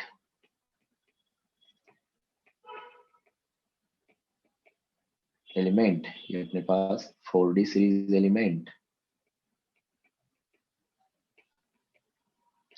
ये अपने पास 5D सीरीज एलिमेंट। कि अगर अपन 4th पीरियड से जा रहे हैं 5th पीरियड, 5th पीरियड से जा रहे हैं 6th पीरियड, 6th पीरियड से जा रहे हैं 7th period in a group, एक तरह से अपने पास क्या होगी, 3D सीरीज से 4D सीरीज आ रहे हैं, 4D से 5D सीरीज आ रहे हैं। तो जब अपन डी ब्लॉक में एक ग्रुप के लिए बात करें तो अपने पास क्या होता है कि जब तुम 3D सीरीज से 4D सीरीज के एलिमेंट की तरफ जाओगे तो बढ़ेगा, क्योंकि बढ़ना भी चाहिए, क्योंकि डाउन द ग्रुप अपन ने लिखा कि रेडियस अपने पास क्या होता है, बढ़ता है। तो 3D सीरीज से अपन 4D सीरीज गए, मतलब 4th पीरियड से अपन 5th पीरियड गए तो इंक्रीज किया। लेकिन अपन आगे कि 4D सीरीज से 5D सीरीज जाएंगे तो एक्सपेक्टेड तो होता है कि बढ़ना चाहिए था, लेकिन यहाँ पे क्या होता है, लगभग कांस्टेंट। और सेम तरीके से अगर बोलोगे कि 5D सीरीज अगर मैं 6D सीरीज आता हूँ तो वहां पे अपने पास क्या रहेगा, लगभग कांस्टेंट, मतलब बराबर। सर एक बार फिर से तो बताइए, डिस्कनेक्ट हो गए थे सर लास्ट पॉइंट। हाँ बिल्कुल बिल्कुल। तो डी ब्लॉक में एक ग्रुप के लिए अपन बोल रहे हैं कि पीरियड के लिए तो अपन ने बात कर ही लिया कि अगर अपन एक पर्टिकुलर पीरियड की बात करें या पर्टिकुलर सीरीज की बात करें, 4th पीरियड मतलब 3D सीरीज, 5th पीरियड मतलब 4D, 6th पीरियड मतलब 5D सीरीज। तो पहले क्या कर रहा था, डिक्रीज, फिर कांस्टेंट और उसके बाद इंक्रीज। लेकिन जब अब अपन बात करें किसके लिए, एक ग्रुप के लिए, कि जब अपन एक ग्रुप में टॉप टू बॉटम जाएंगे तो मैंने जैसे एग्जांपल लिया ग्रुप नंबर 4, तो ग्रुप नंबर 4 में अपन टाइटेनियम से जर्कोनियम जा रहे हैं, जर्कोनियम से अपन होपनियम जा रहे हैं। तो ये टाइटेनियम से जर्कोनियम, जर्कोनियम से होपनियम। तो इनके लिए अगर अपन पीरियड देखें तो ये अपने पास 4th पीरियड है, ये अपने पास 5th पीरियड है, अपने पास 6th पीरियड है। तो ग्रुप 4 में 4th पीरियड से 5th पीरियड से 6th पीरियड की तरफ अपन जा रहे हैं। तो अपन ने देखा था कि अगर अपन डाउन द ग्रुप जाते हैं तो पीरियड नंबर बढ़ता है, मतलब सेल नंबर बढ़ता है, तो उसके हिसाब से रेडियस बढ़ना चाहिए था। तो अपना एक्सपेक्टेड तो ये था कि डाउन द ग्रुप जाने पे रेडियस क्या हो, बढ़े। लेकिन एक्सेप्शन है, तो एक्सेप्शन ये है कि 4th पीरियड मतलब अपने पास क्या हो गया, 3D सीरीज, 5th पीरियड अपने पास 4D सीरीज, 6th पीरियड मतलब अपने पास 5D सीरीज। तो अपन 3D सीरीज से 4D सीरीज जा रहे हैं, तो 3D सीरीज से 4D सीरीज जाएंगे तो बढ़ना चाहिए था, बढ़ रहा है। 4D सीरीज से अपन 5D सीरीज गए, तो 4D से 5D जाने पे लगभग कांस्टेंट है, बराबर है। और 5th D से अपन 6th D पे जा रहे हैं, तो यहाँ पे भी अपने पास क्या है, कांस्टेंट है। जबकि होना क्या चाहिए था, इंक्रीज करना चाहिए था।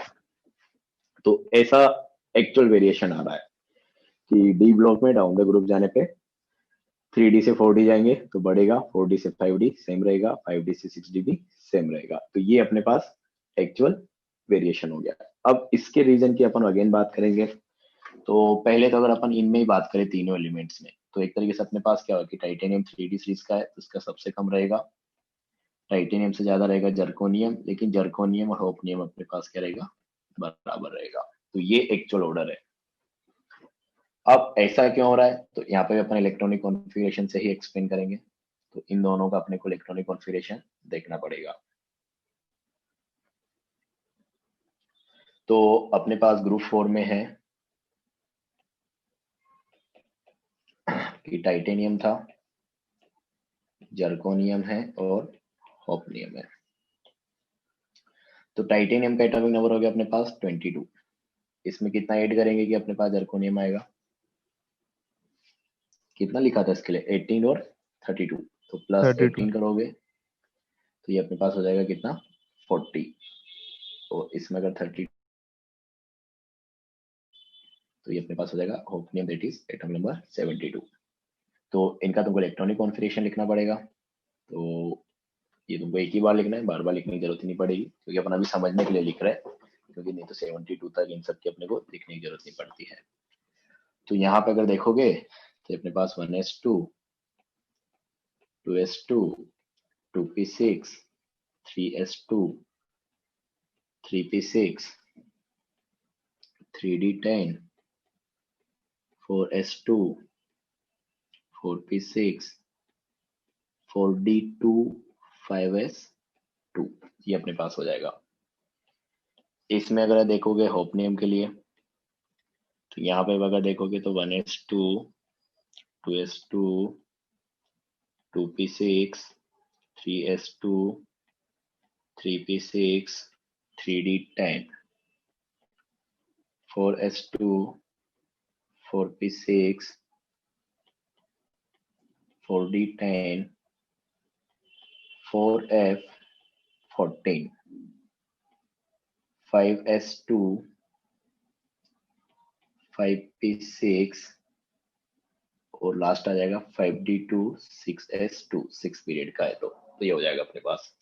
तो जैसे अपन वहां पे बात कर रहे थे किसके लिए, एल्यूमिनियम और गैलियम के लिए, तो यहाँ पे भी अगर इन दोनों के कॉन्फ़िगरेशन में देखोगे तो तुमको होपनियम जो है HF, उसमें एक नई चीज देखेगी कि जो होपनियम है उसके पास क्या है, F इलेक्ट्रॉन्स है, मतलब F सब सेल में इलेक्ट्रॉन्स आ रहे हैं, तो उसके लिए नया चीज ये हो गया।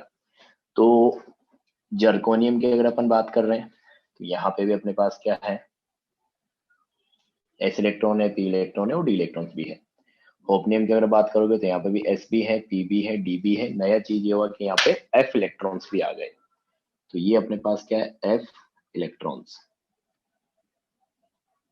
तो ये जो अपने पास F इलेक्ट्रॉन्स है, मतलब F सब सेल में अपने पास 7 ऑर्बिटल ऐसे आ गए जिनमें अपने पास क्या है, 2 इलेक्ट्रॉन्स है और उनकी सील्डिंग क्या हो रही है, वीक सील्डिंग हो रही है। तो वापस वही बोलेंगे अपने पास कि 4f सब सेल में अपने पास 7 ऑर्बिटल्स हैं जिनकी वजह से सील्डिंग वीक हो रही है, और सील्डिंग वीक होगी तो उसकी वजह से अपने पास क्या होगा, जेड इफेक्टिव जो होगा बढ़ेगा और रेडियस डिक्रीज हो जाएगा, और रेडियस डिक्रीज हुआ तो इतना डिक्रीज हुआ कि किसके बराबर हो गया, जर्कोनियम के बराबर हो गया।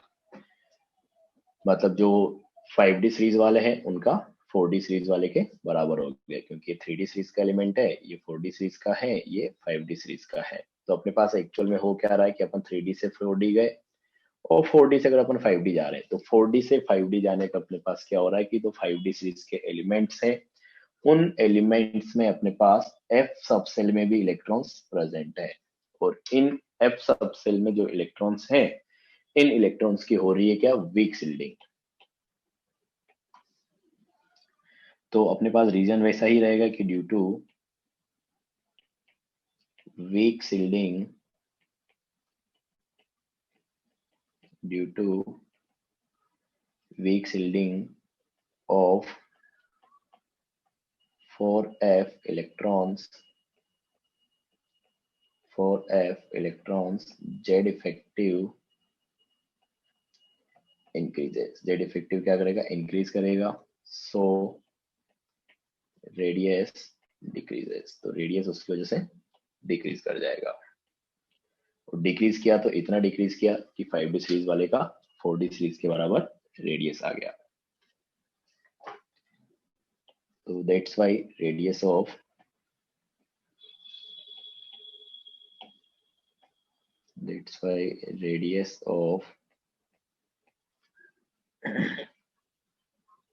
radius of 4D series element, sorry 5D series elements, 5D series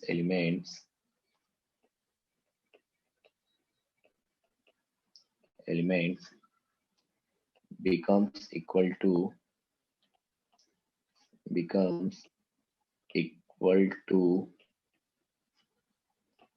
4D series elements, 4D series elements।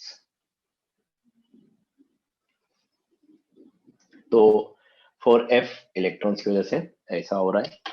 अच्छा, अब अगर अपने पास बात करें इसको, जैसे अपन ने वहां पे क्या बोला था, डी कॉन्ट्रैक्शन, कि D10 इलेक्ट्रॉन्स आए, उनकी वजह से जेड इफेक्टिव बढ़ा, और जेड इफेक्टिव बढ़ा तो रेडियस कम हुआ और एल्यूमिनियम गैलियम का लगभग बराबर हो गया, तो उसको अपन ने नाम दिया था क्या, डी कॉन्ट्रैक्शन।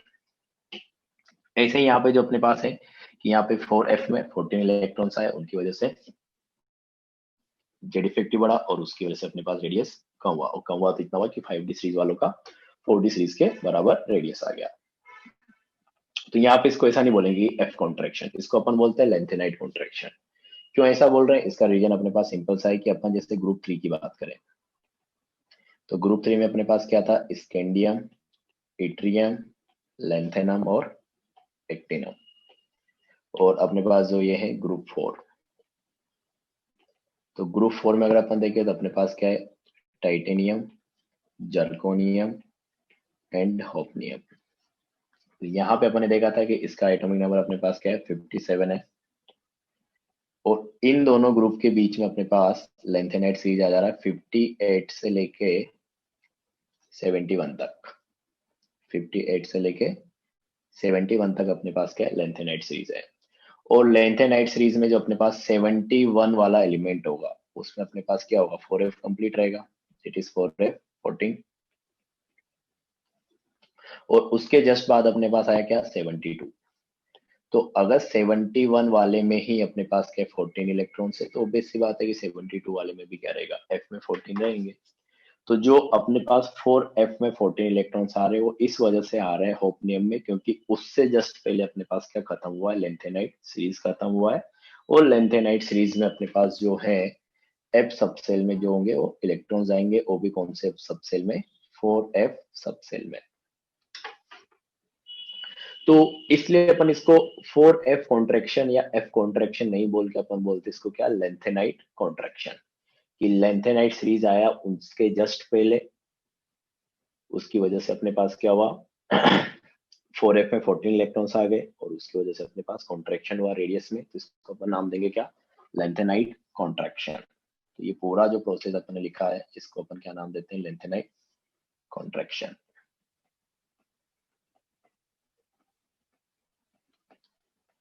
ये अपने पास है क्या, लेंथेनाइड कॉन्ट्रैक्शन। तो ये है अपने पास। हाँ, तो इसको अपन थोड़ा डेफिनेशन की फॉर्म में लिख देते हैं लेंथेनाइड कॉन्ट्रैक्शन को। ये अपन ने क्या क्या बोला कि इन 5D series elements, in 5D series elements, in 5D series elements, 4F subcell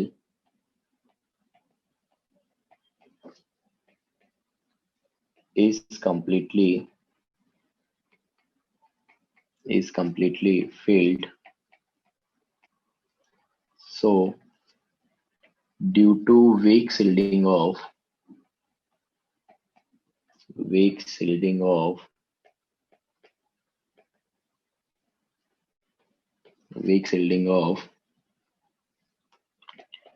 4F subcell electrons, 4F subcell electrons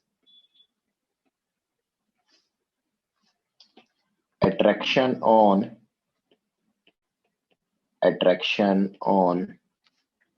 valence electron, attraction on valence electron increases,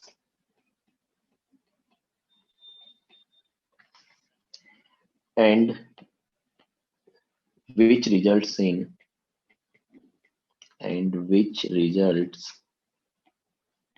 in size contraction मतलब size में decrease हो गया, size contraction, and this contraction is called lanthanide contraction. तो मैं direct लिख देता हूं कि कॉल्ड लेंथेनाइड कॉन्ट्रैक्शन। तो अगर तुमको आए कि डिफाइन लेंथेनाइड कॉन्ट्रैक्शन, तो इस तरीके से तुमको लिखना होगा। पहले तो वो जो अपन ने एग्जांपल लिया था ये वाला जर्कोनियम हर्बनियम वाला, इस तरीके से इलेक्ट्रॉनिक कॉन्फिगरेशन लिख के थोड़ा सा एक्सप्लेन कर सकते हो, और फिर अपने पास ये हो जाएगा। तो बेसिकली अपने पास ये हो रहा है कि F के इलेक्ट्रॉन की वजह से वीक शिल्डिंग हो रही है। तो ये हो गया अपने पास। तो ये क्लियर है क्या तुम लोगों को? तब तो अपन आगे बढ़े, वैसे आगे तो क्या आपको टाइम हो गया लगभग, तो इतना ही इसी को समराइज करके छोड़ देते हैं आज। तो ये समझ में आया क्या यहाँ तक? जी सर।